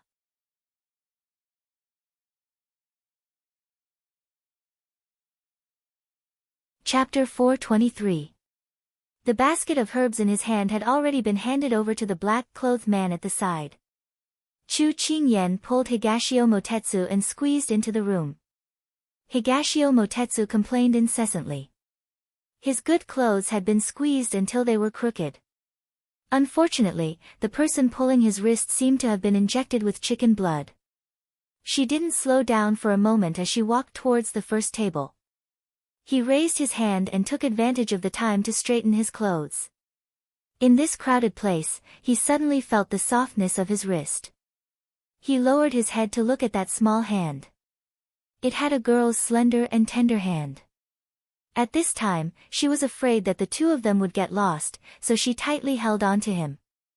Higashio Motetsu's gaze followed her hand up little by little. Today, she was wearing a man's white robe with blue patterns. Although her facial features were covered by a mask, he could still feel her petite and delicate vitality. She was still young and he couldn't see what she would look like when she grew up. But he had a premonition that she would definitely not be mediocre. At this time, the little girl didn't notice his undisguised gaze. Her heart was completely focused on the stall owners. Higashio Motetsu was a little jealous. He didn't know what this Xiao Su had done to be able to obtain her heartfelt support. His phoenix eyes slightly narrowed. A dark light flashed in his eyes and quickly disappeared into the depths of his eyes. Chu Qingyan at this time began a carpet search. Every time she walked past a table, her eyes would glance at the table. Very quickly, she had skipped over many tables. The reason why baskets of herbs were so popular was because people's bodies would always have illnesses. Moreover, the more power one had in their hands, the higher the chance of being harmed. Thus, there would be more people looking for rare herbs. This is the most chaotic transaction I have ever seen. Higashio Motetsu sighed. He felt that this kind of crowded environment was not suitable for a noble person like him. The more people there were, the more transactions there were. Arguments over the same medicinal herbs could be found everywhere. Here, there was no distinction between high and low. There was only a competition to see who was faster, more accurate and more ruthless. It was Chu Qingyan's first time participating in this kind of transaction. She completely regarded it as a flea market. Moreover, she was used to going shopping in the mall with her friends during the holidays. Wherever there was a discount, she would go there. She had completely adapted to this transaction model, so she didn't have as many exclamations as Higashio Motetsu. Most of the tables he had browsed earlier were filled with pills that could increase one's inner strength or treat various ailments. Although they were quite rare, they were nothing compared to the pills developed by Ethereal and Qingyan Luo. As expected, one's outlook would change depending on the people around them. Therefore, the quality of one's friends would determine one's level of advancement. In half an hour, they had browsed through 1/3 of the large room. Chu Qingyan finally stopped to rest for a while. There were so many people. Even if it was winter, the rising carbon dioxide would still raise the temperature. Higashio Motetsu felt her hand loosen and moved away. He felt an inexplicable sense of loss in his heart, but he didn't pay too much attention to it. Instead, he looked around. At this time, most of the people had already left. The door, which had been bustling with activity earlier, was now empty. There were dozens of tables in this room. The little girl had spent half an hour looking for nearly 20 tables. She didn't just look around in a hurry. He could see that her gaze was very sharp. She had thought carefully before leaving. He felt that she was the only one at her age who could be as steady and intelligent as her. Dong Ting, here. She took a deep breath and took out 2 water bags from the bag on her back. She handed one to him and drank the other one alone. Then, she wiped her lips and said, "Continue." Higashio Motetsu didn't expect that she would actually bring her own water. He felt a little incredulous. That was because he didn't know Chu Qingyan well. She remembered that one year when she went shopping with her best friend on National Day, they each brought 2 bottles of water. It was very tiring to crazily buy water. If they didn't replenish their energy, how could they compete with those uncles and aunties who often square danced? There weren't many people left. Chu Qingyan minded her own business and walked to the next table. Higashio Motetsu looked at her back and then looked at the water bag in his hand. He hesitated for a moment, then unscrewed the cork and took a sip. It was a little sour and sweet, like the juice of fruits. Not only could it quench his thirst, but it could also satisfy his hunger. He had to admit that the little girl was very thoughtful. Chu Qingyan walked in front of a table and saw 100-year snow lotus planted in a transparent ice cube. Each petal was sparkling and translucent, and a white fog was rising around it. It was as if one could see a snowy mountain sealed in ice and covered in snow. It was very ethereal. Chu Qingyan was attracted by it. She heard from Yen Luo that the 1,000-year-old snow lotus was rare in the world. Even the 100-year-old snow lotus was rare. Now that she saw it, Chu Qingyan felt that the snow lotus not only had good medicinal effects, but also had high aesthetic value. "Hello, I want to ask if you have ice crystal flower or love grass. Since this person had such a precious 100-year-old snow lotus, she didn't know if he had the two things she needed. The stall owner saw that she was a little surprised by the snow lotus, but didn't come for it. His tone was a little rude. Ice crystal flower and love grass only exist in medical books. Almost no one has seen them. What's more, love grass lives in the morning and dies in the evening. It's impossible for it to appear here. You'd better not waste your time. Higashio Motetsu heard this and guessed that the little girl was going to be angry. She cared about these two herbs so much. How could she allow others to say that? He crossed his arms and waited for a good show. Chu Qingyan heard the man's tone and felt unhappy. No one wanted to be dampened by others. She didn't hurry to leave. She looked at the stall owner secretly. Her eyes swept over the broken finger on his right hand. Then she looked away and asked, "May I ask what you want to exchange this snow lotus for?" The snow lotus was so precious, it should have been traded away a long time ago. Unfortunately, his snow lotus was still there, and the people standing next to it were all afraid of it. Then there was only one possibility: the thing he wanted to trade was equally precious. The stall owner replied stiffly, "Dream flower." Dream flower? This information suddenly popped up in Chu Qingyan's mind. Dream flower could cause people to hallucinate and let the consumer die in a beautiful dream. One type was used for murder, causing people to die unknowingly. The other type was used for people who were suffering so much that they could spend their last days in pain and sorrow. "What are you doing it for?" Chu Qingyan asked without thinking. The stall owner was a little impatient with other people's questions, but when he met her bright and inexplicably dignified eyes, he was slightly taken aback. His fingers curled, and he said in a low voice, "For my wife." Chu Qingyan smiled. "I'm afraid you won't find the dream flower here, but there might be a surprise in Kuan Mountain."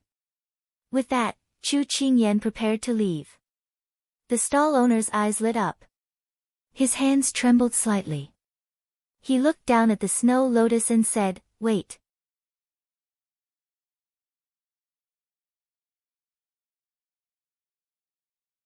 Chapter 424. With her back facing the stall owner, Chu Qingyan curled her lips mysteriously. Then, she turned around and resumed her innocent and harmless expression. "What's the matter?" she asked naturally. "I don't know about the ice crystal flower, but I know about the love grass," the stall owner said stiffly. The stall owner's words stunned Higashio Motetsu, who was watching from the side. He narrowed his eyes. How did this little girl do it? I'd like to hear the details. Chu Qingyan suppressed the excitement in her heart and tried to make her voice sound normal. The stall owner nodded and said, 20 years ago, I once had the seed of the love grass in my hands, but I couldn't grow it. Later on, by chance, I gave it to a highly respected doctor in Shang country.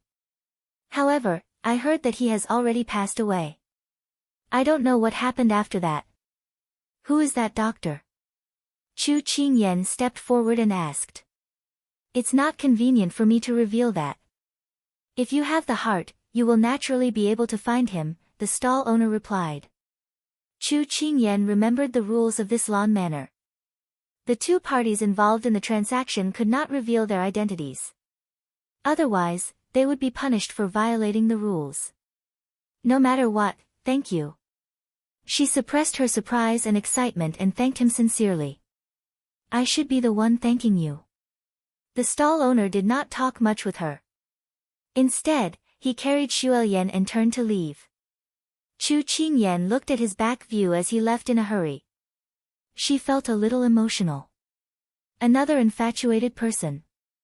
Witnessing this dramatic turn of events, Higashio Motetsu walked up and asked, "How did you know about the dream flower's whereabouts? And how did you know that he knew about the love grass?" Chu Qingyan knew that he would ask this question. She did not hide it and whispered to him in a voice that both of them could hear. "I've heard a friend mention the dream flower before. She's also a healer."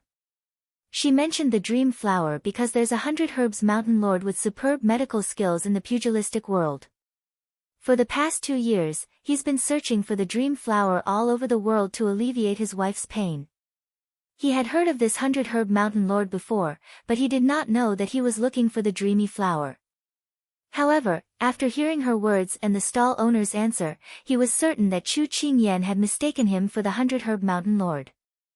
Higashio Motetsu asked in a rare moment of confusion, "Then how can you be sure that he is the 100 Herb Mountain Lord?" His right pinky finger was amputated when he was young. Just now, I saw that the stall owner's pinky finger was also amputated. Plus, we don't know each other, so there's no need for him to hide it from me. So, I'm very sure that he's the 100 Herb Mountain Lord. Chu Qingyan said confidently. Higashio Motetsu stopped smiling and stared at the person in front of him.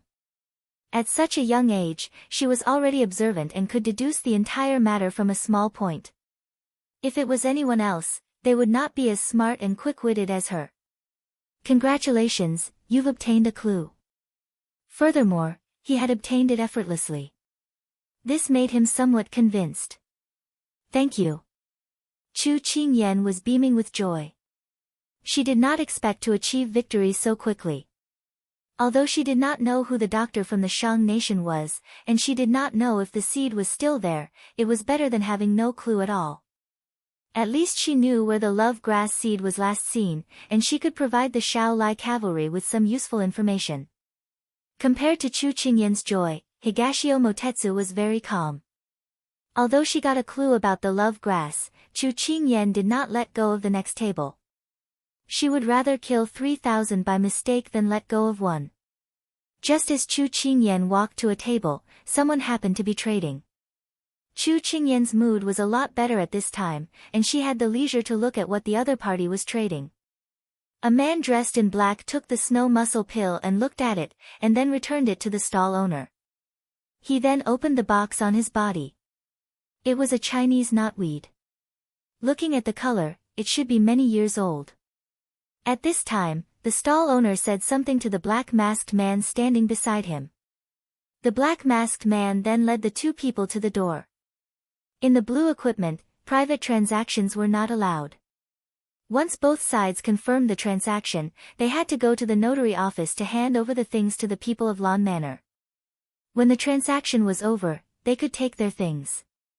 Moreover, those who did not need to trade would be led to a room by the people of Lawn Manor to rest until the transaction was over. This was also to ensure that those who succeeded in the transaction would not turn around halfway and destroy the bridge after crossing the river, affecting the progress of the transaction. Chu Qingyan could not help but admire the meticulousness of the people of Lawn Manor who set up these mechanisms. No wonder so many people came alone without worry. However, when the black-clothed man brushed past her, their gazes met in midair. She felt that the man suddenly narrowed his eyes and took a deep look at her before leaving with the people from Lawn Manor. Chu Qingyan's heart thumped. When she looked at the black-masked man again, he only left her with his back. When she noticed his clothes, Chu Qingyan seemed to have something flashed in her mind, but it disappeared quickly. She did not catch on to anything. She felt inexplicably uneasy, but she couldn't tell why. Subconsciously, she remembered the things he had just exchanged. When she went back, she would ask Yen Luo what they were for. Just as Chu Qingyan was lost in thought, Higashio Motetsu said impatiently, "You're so mesmerized by a shameless man. You're too useless." Chu Qingyan couldn't help but roll her eyes. What was he talking about? Chu Qingyan put this matter aside for the time being and turned to the other tables. The medicinal herbs here were placed all over the room as if they were free. Any one of them was priceless. They were all rare and precious herbs that were hard to buy with money. Chu Qingyan felt that she was lucky to be able to see so many medicinal herbs at the same time in her life. Unfortunately, after asking around, no one knew about the ice crystal flower or the love grass. Chu Qingyan was a little disappointed. However, these two herbs were really rare and it wasn't easy to find out their whereabouts. Thus, she left with Xiao Su and headed to the amusing room. Chu Qingyan secretly prayed that she would be able to find out the whereabouts of the ice crystal flower on this trip. When they arrived at the entrance of the amusing room, Chu Qingyan calmly handed the small token in her hand to the masked man at the door. Then, she led Higashio Motetsu to the stall owner that she had already identified. Due to her strong sense of purpose, she quickly found the table. However, the table was already surrounded by people. Chu Qingyan wasn't in a hurry. She pulled the reluctant Higashio Motetsu and squeezed through the crowd again. Higashio Motetsu wailed for the second time today, and also for the second time in his life. Oh, his image. Every time, it was so unexpected. Couldn't they have told him in advance?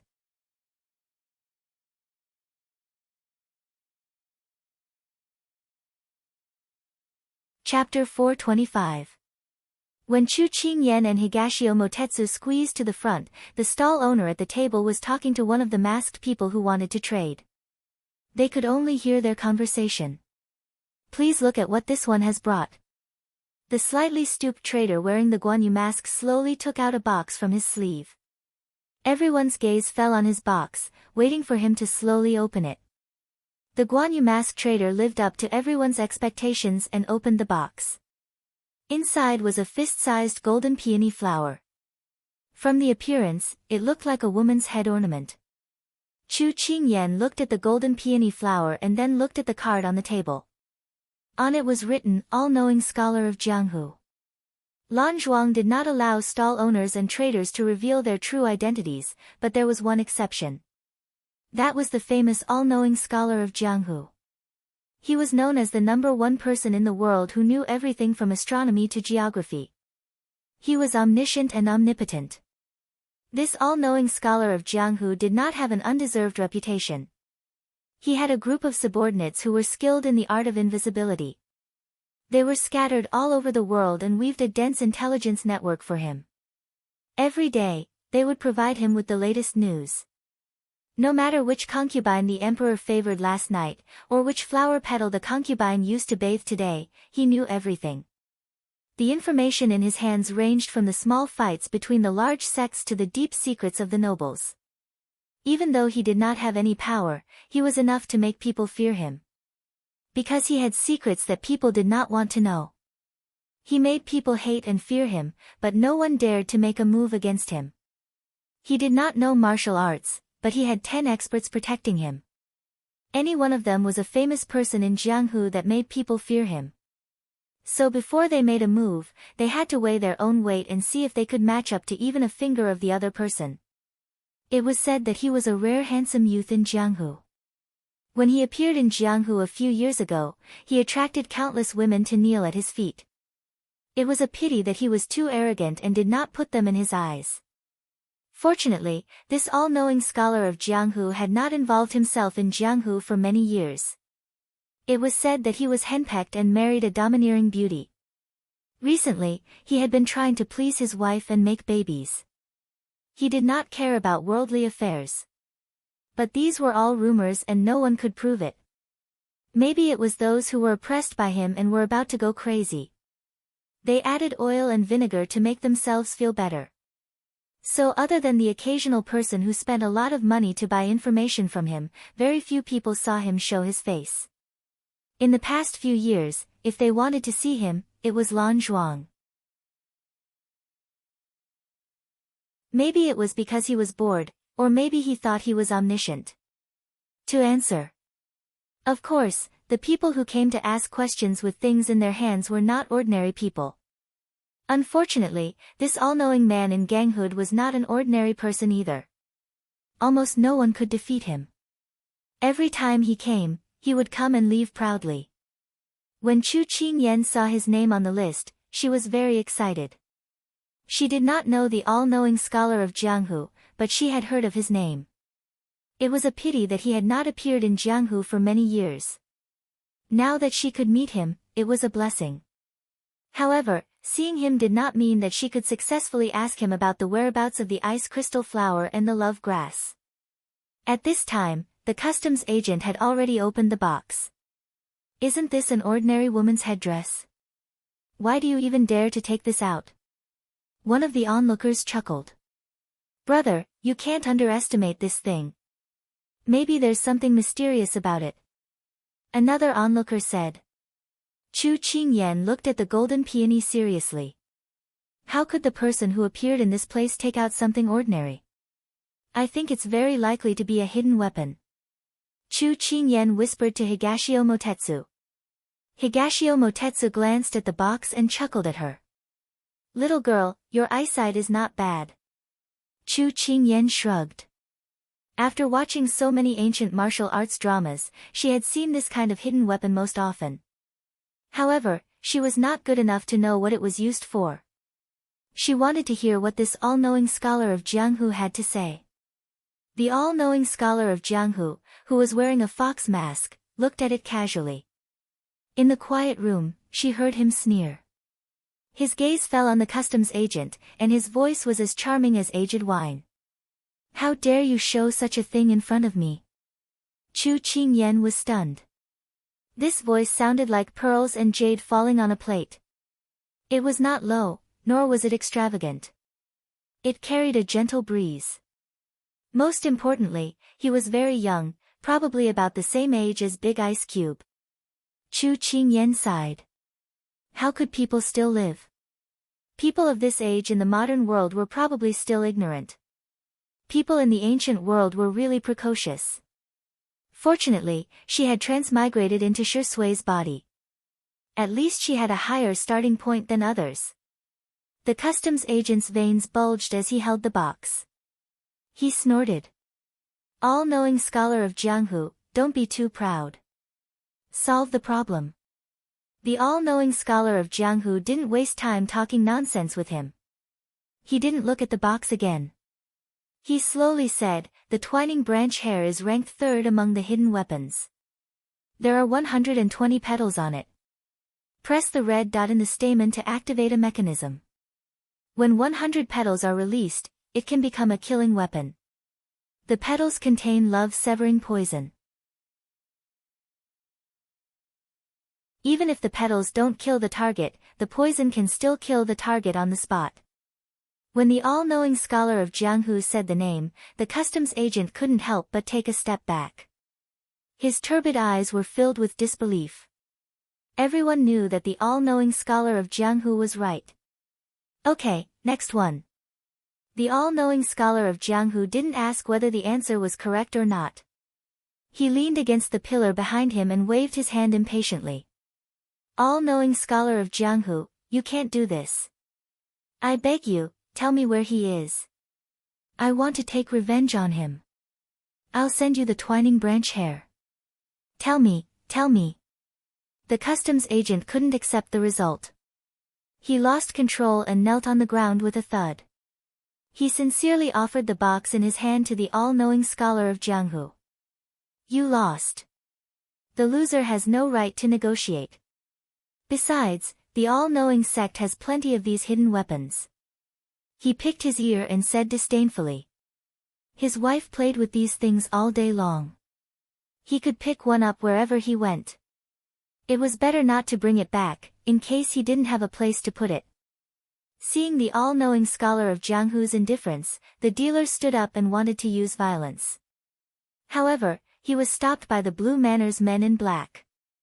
They turned around and wanted to take him away. All-knowing scholar of Jianghu, you're cold and heartless. Be careful of retribution. The dealer roared angrily and was quickly taken away. Chu Qingyan happened to be standing at the edge. She inadvertently heard the clear voice talking to himself. She chuckled and said, "What is retribution? Can it be eaten?"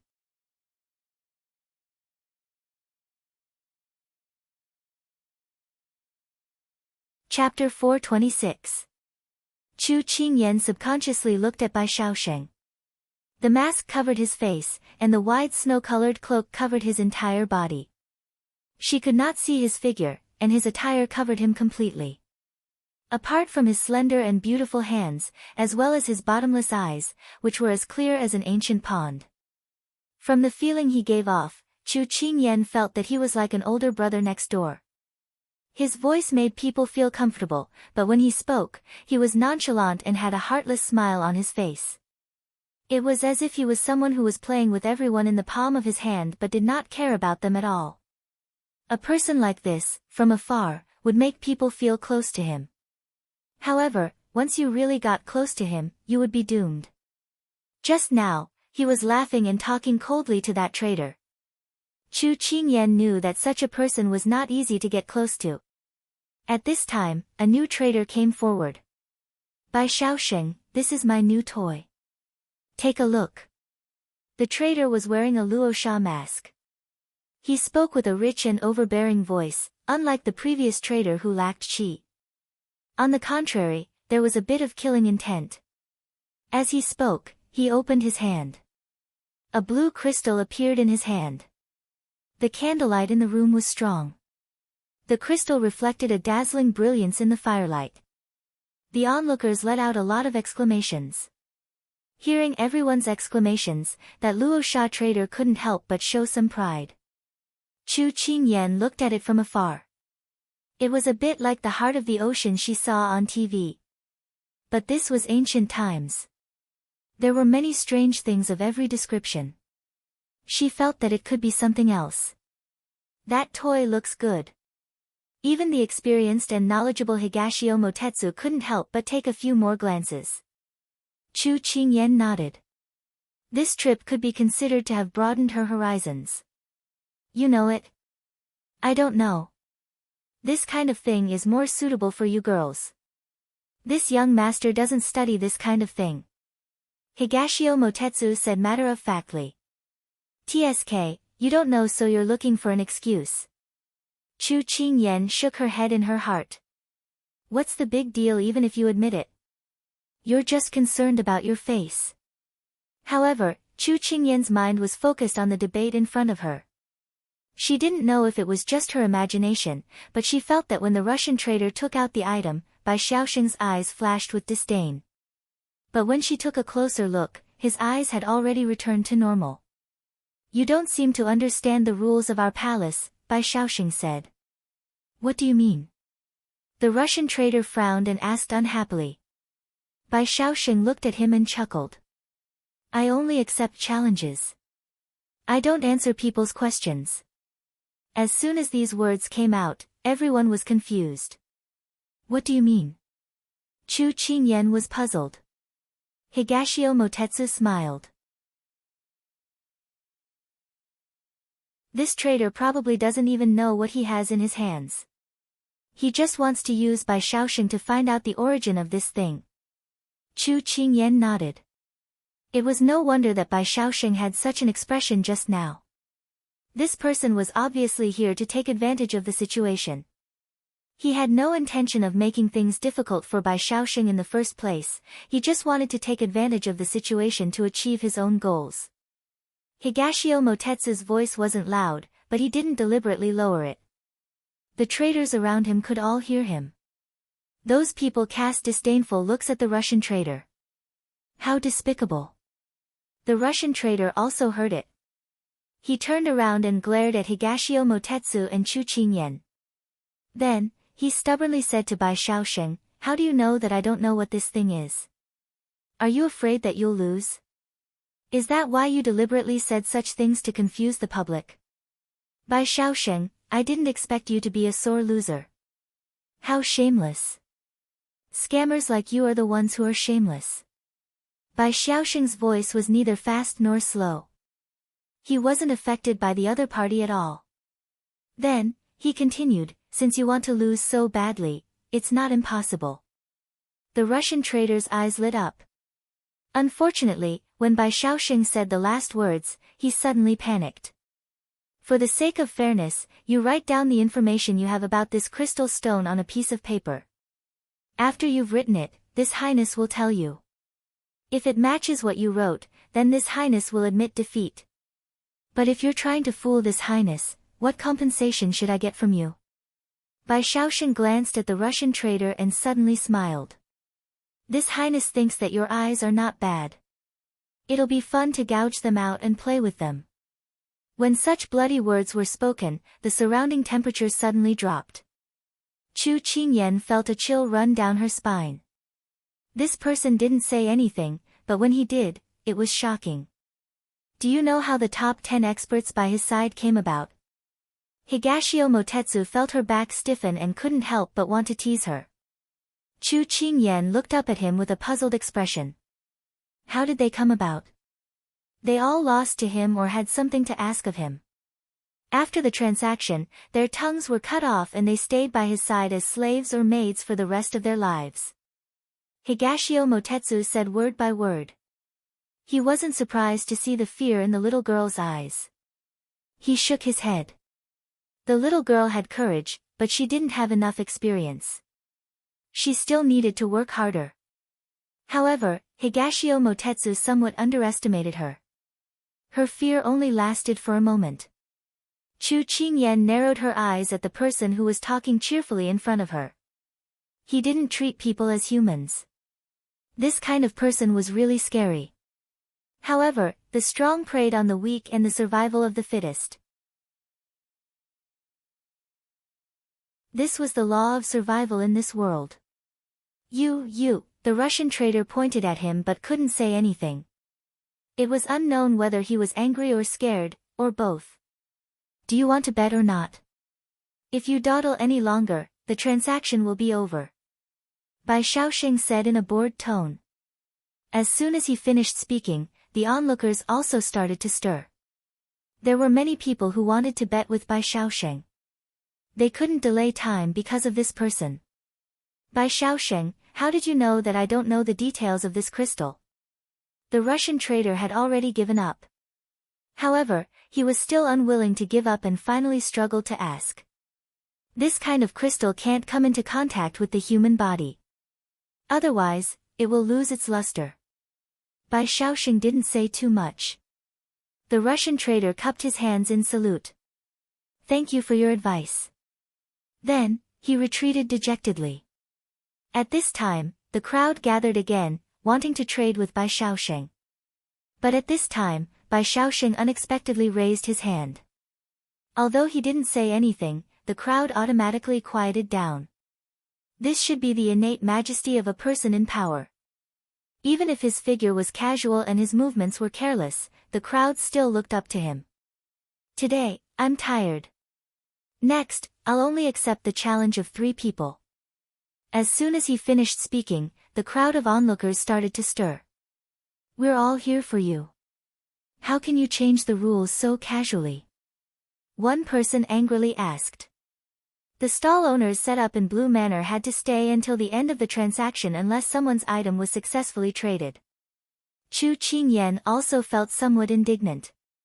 He really didn't play by the rules. Because I'm willful. Bai Shaoxing smiled calmly.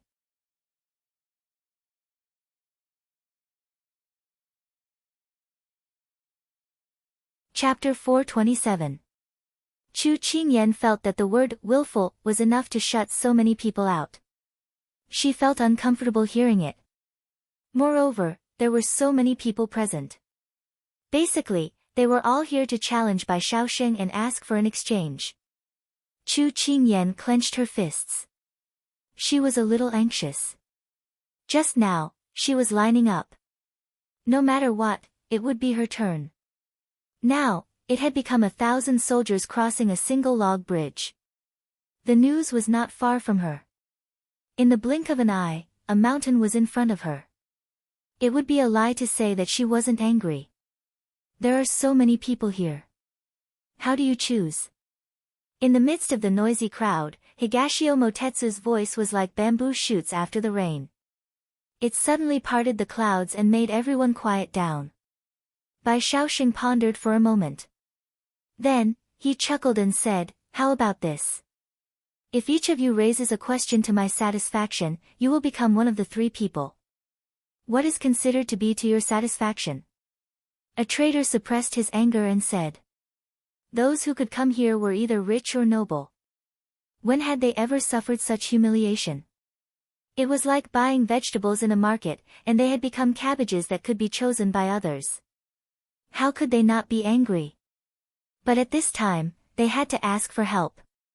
They could only swallow their anger. This is a good question. Otherwise, one of the questions can stump me. Bai Shaoxing said very casually, but this sentence easily aroused the anger of the crowd. Bai Shaoxing, there's nothing you don't know, nothing you don't know. How can our questions be difficult for you? Are you deliberately trying to avoid the competition? Is that why you came up with such a trick? Trader A was furious. Yes. Are you worried that you won't be able to see the details of the thing later and it will damage your reputation? If you admit it, we won't make things difficult for you. Trader B said aggressively. Listening to his voice, one could tell that he was really angry. Everyone criticized him one after another, but it didn't affect Bai Shaoxing at all. He leaned leisurely on the pillar, his eyes half closed, as if he was about to fall asleep. If you have the strength to argue, why don't you use your brain to think before I change my mind? You only have the time to drink a cup of tea left. Otherwise, none of you will have a chance. Those who had come with hope retracted their accusing hands. The all-knowing man in ganghood had an eccentric personality and was hard to fathom. His reputation had long been on par with his. If he really left, they would lose more than they gained. Thus, everyone had no choice but to compromise. At this time, the black-clothed man from the Blue Manor had already placed the brush, ink, paper, and inkstone on the table and had the participants write down their questions. Chu Qingyan took a deep look at Bai Shaoxing, who had already closed his eyes to rest. She had to admit that he was very impressive to be able to do this with just words. She suddenly understood a principle. Only if you were strong enough would you not be trampled on by others. The so-called strength did not only lie in one's status and authority, but also in one's wisdom and brain power. She lowered her head and fiercely clenched her fists. Then, she took the brush from the black-clothed man's hands. At this moment, she was not in the mood to admire this brush that could be lower than a normal person's lifetime income. Instead, she turned around and walked towards an empty table. Do you need this young master's help? Higashio Motetsu pressed down on her shoulder and smiled seductively. Chu Qingyan heard his words and met his unfathomable smile. Are you trying to say that one condition in exchange for one question? Higashio Motetsu was stunned.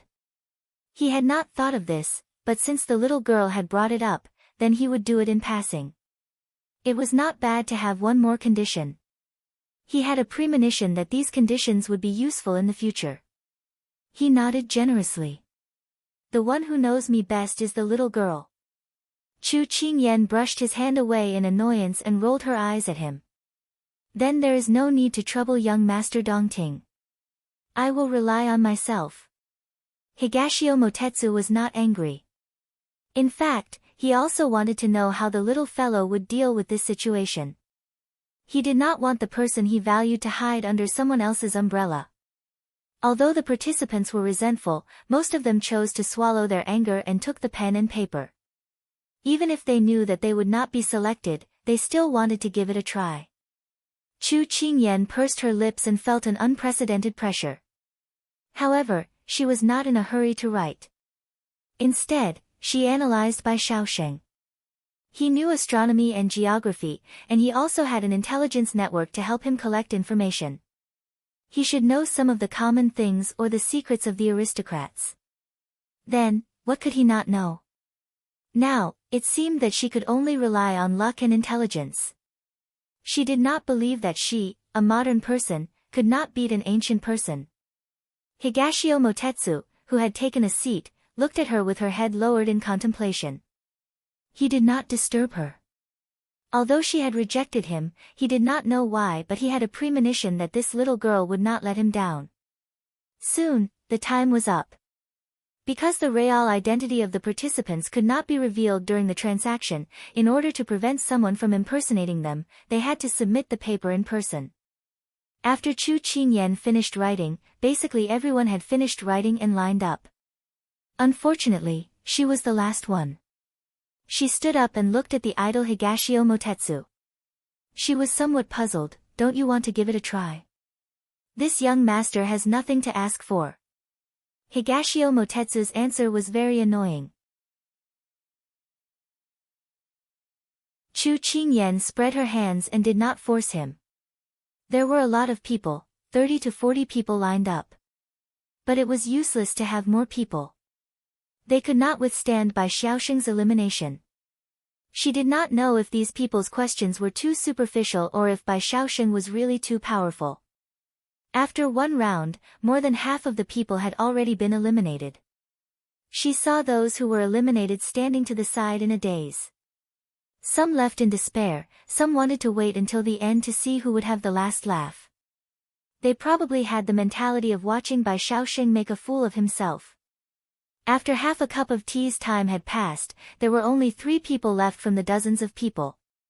Bai Xiaoxing chuckled, with a trace of sarcasm, and said regretfully, "Is there not even a single question that this king agrees with?" This naked mockery made many people gnash their teeth. Chu Qingyan, who was standing at the end of the line, laughed softly.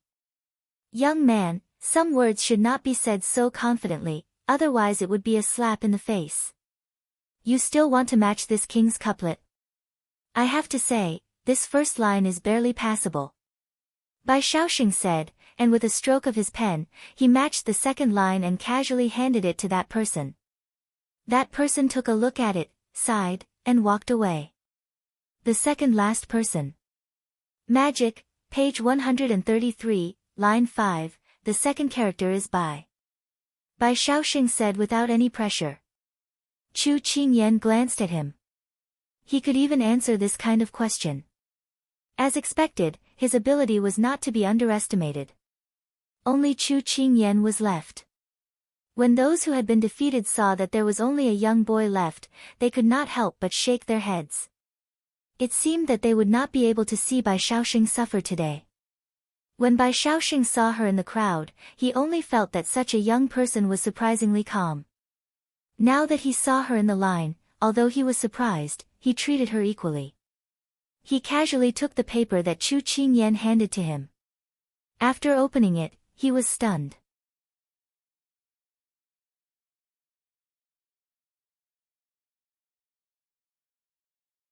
Chapter 428. Bai Xiaoxing's expression caught many people's attention. They stopped in their tracks and gathered around him curiously. Bai Xiaoxing was astonished when he opened the paper. He had been stumped by many questions over the years, but this was the first time he had ever stumped someone as young as her. Although he believed that there would always be someone better than him, he still found it hard to accept. "Did you come up with this question?" Bai Xiaoxing felt that he would lose face if he was stumped by this young girl. Who was Bai Xiaoxing? He was a person who was never willing to talk nonsense with others. It was simply too surprising for him to suddenly ask such a question. When Chu Qingyan saw the change in his expression, she knew that her question had successfully stumped him. She didn't deny it. "Yes. Can you answer it or not?" Chu Qingyan's crisp words shocked everyone, including Bai Xiaoxing. Because she was a girl. People who stood at a higher position were more deeply rooted in male chauvinism. No one had expected that the person who stumped Bai Xiaoxing was a girl who looked like she was in her early teens. Chu Qingyan didn't pay attention to the speculative and inquisitive gazes cast at her. She looked straight at Bai Xiaoxing and waited for his answer. She had forgotten to take the voice-changing pill that Yen Luo had prepared for her when she went out today. But that didn't matter. What mattered to her was the result. Bai Xiaoxing lowered his head and looked at the paper in his hand. He frowned and didn't say a word. Dongting Wangyu, who was standing at the side, saw this and couldn't help but look at Chu Qingyan intently. He didn't see what the lass had written earlier, but he was curious now. Higashio Motetsu wasn't the only one who was curious. Many people present were also intrigued. They also wanted to see if they could answer the male protagonist Bai Xiaoxing's question. "Bai Xiaoxing, what's written on the paper? Read it out." A curious trader raised his voice and asked. Bai Xiaoxing put the paper on the table. Someone took it and read aloud, "In this world, which came first, the chicken or the egg?" When that person read it out loud, he was also a little stunned. This question was too tricky. Of course, the chicken comes first. Without the chicken, where would the eggs come from?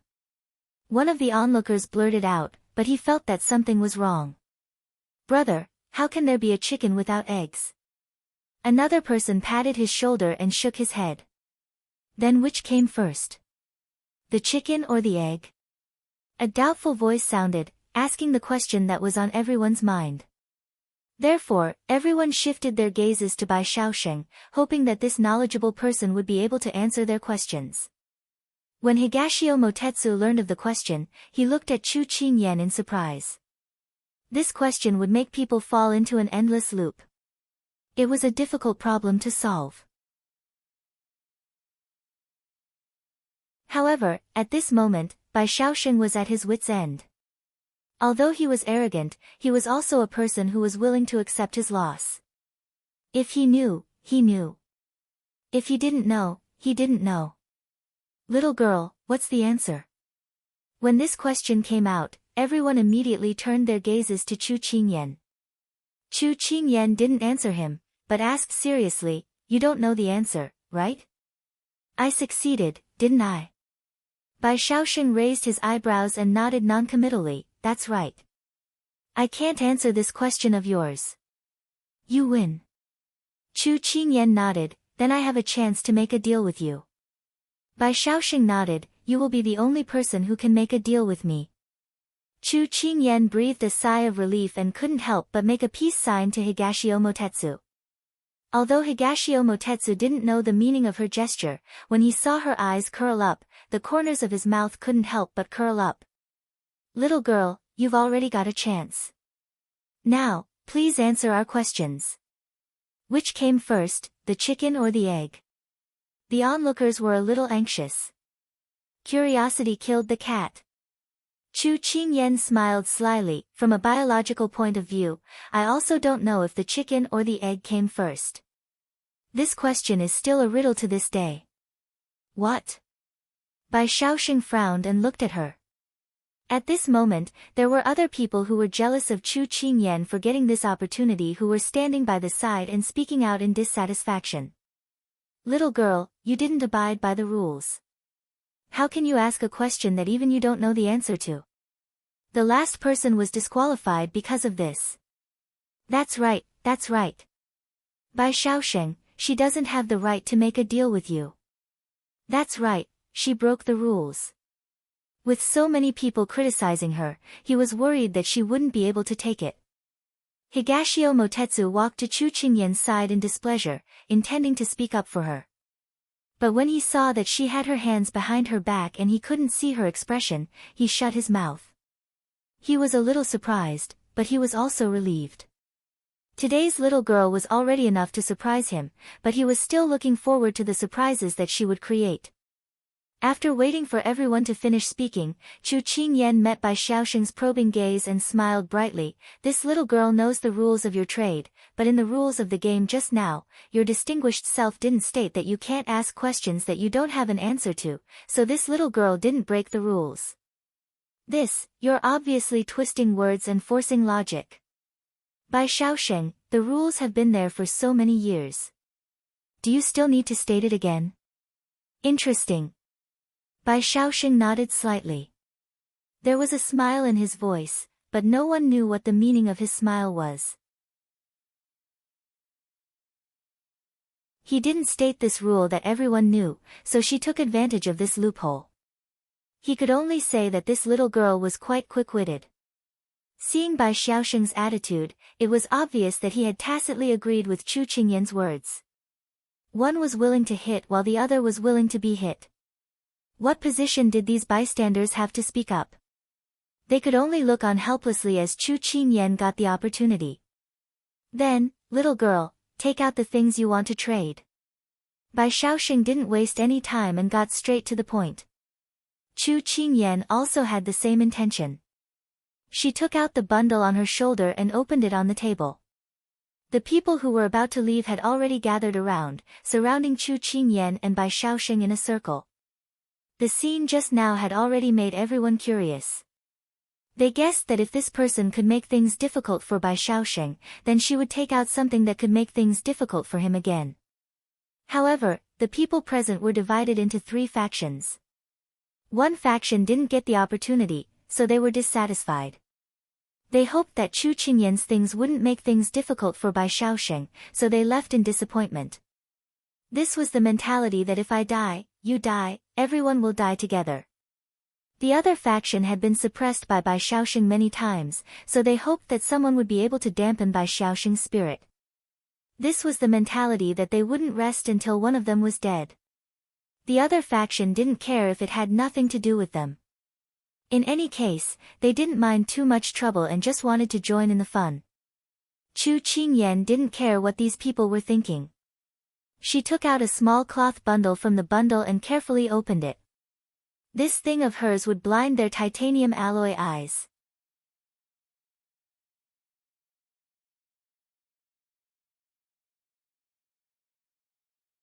Chapter 429. In view of her question, Bai Shaoxing was also a little curious about her item. But more than that, he wanted to wash away his shame. He could allow himself to be defeated by one person, but he couldn't allow himself to be defeated by the same person twice. Because he, Bai Shaoxing, also had a backbone. And he didn't believe that there was anything in this world that he didn't know. Unfortunately, when he saw the item Chu Qingyan took out, he felt that his backbone was about to be deflated. What the hell was this? His only reason at this time collapsed. When Chu Qingyan showed the item in her hand, it was no surprise that everyone was sluggish and puzzled. She had already expected this reaction. She put the item on the table in front of Bai Shaoxing and smiled cutely. Please take a look, this little girl is not in a hurry to answer. Listening to this tone, it was obvious that she had a card up her sleeve. Unfortunately, he couldn't refute anything, because this thing was indeed unfamiliar to him. This thing seemed to be made of bamboo and transparent agate. A bamboo tube as thick as an adult man's arm was used as a side, and inside it was a transparent lens. A 1-foot-long bamboo pole as thick as a little finger was used as a handle to hold it. Bai Shaoxing observed it for a moment, and then reached out to hold the bamboo pole. He first looked at the appearance, and he had to say that the shape was very strange. It was the first time he had seen this kind of thing. The people on the side saw Bai Shaoxing's careful observation and were somewhat impatient. The people who spoke were traders who had the mentality of, I die, you die together. I say, little girl, you can't just take out something to fool people, right? The people with such mentality immediately echoed, and even told Bai Shaoxing to ignore her. But the traders who had the mentality of adding insult to injury also chimed in, don't talk nonsense, the world is big, there are all kinds of strange things, maybe Bai Shaoxing doesn't know what this thing is. The people with such mentality immediately echoed, and also told Chu Qingyan to ignore these villains. Just when the two factions were about to clash, the third faction, who didn't mind more trouble and just wanted to join in the fun, continued to watch the show from the side. One person with sharp eyes noticed that Bai Shaoxing suddenly pointed his hand at that thing. Bai Shaoxing held that thing, but couldn't see anything special. But when he looked down through the mirror, he suddenly saw that the cloth bag on the table was enlarged in an instant. He was somewhat inconceivable, and tried to put his hand under the mirror. He found that the finger in the mirror was as thick as a stick. He was simply shocked. And this scene was also seen by the people on the side, and they all cried out in surprise. Someone immediately brought a piece of paper, and let Bai Shaoxing, the changes, those densely packed, those small words, those words, they were instantly enlarged, of course, of those words, and even the vertical and horizontal. What is this thing? Everyone's heart. Chu Qingyan stood at the side and did not interfere with their practice. Her small face under the mask was smiling brightly and adorably. This thing had never appeared in this dynasty before. Even if they racked their brains, they would not be able to think of anything. So she wasn't worried at all. And Higashio Motetsu was already full of questions when the thing was taken out. He calmly observed everyone's actions, and found that this little thing was quite mysterious. After he exclaimed in surprise, he shook his head at Chu Qingyan with a smile, little girl, I couldn't tell that you really had such a rare treasure. Don't look down on people, it'll be so bright that you'll be blinded in minutes. Chu Qingyan was in a good mood, and the tone of her voice was much more relaxed. Higashio Motetsu saw that she was so confident, and couldn't help but smile. He really didn't misjudge her. Little girl, this one has never seen this thing before, and also doesn't recognize it. Bai Shaoxing finished sizing it up, and put it down.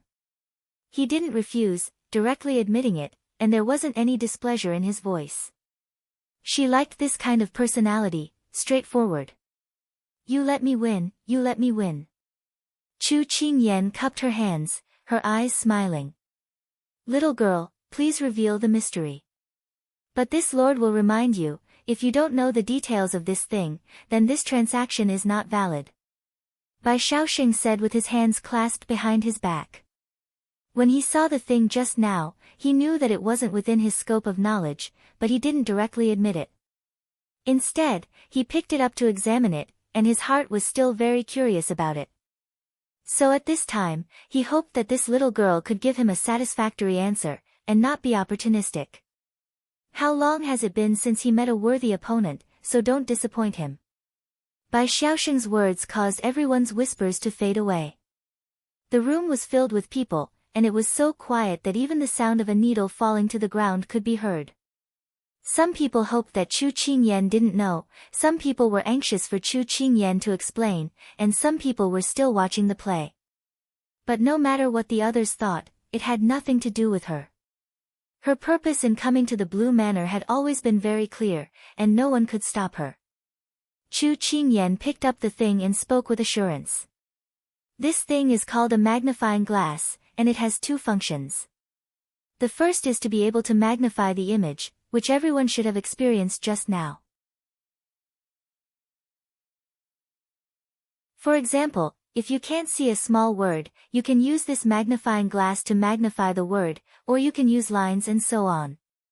After Chu Qingyan finished speaking, everyone was confused by the three words magnifying glass, but after hearing her explanation, everyone more or less understood.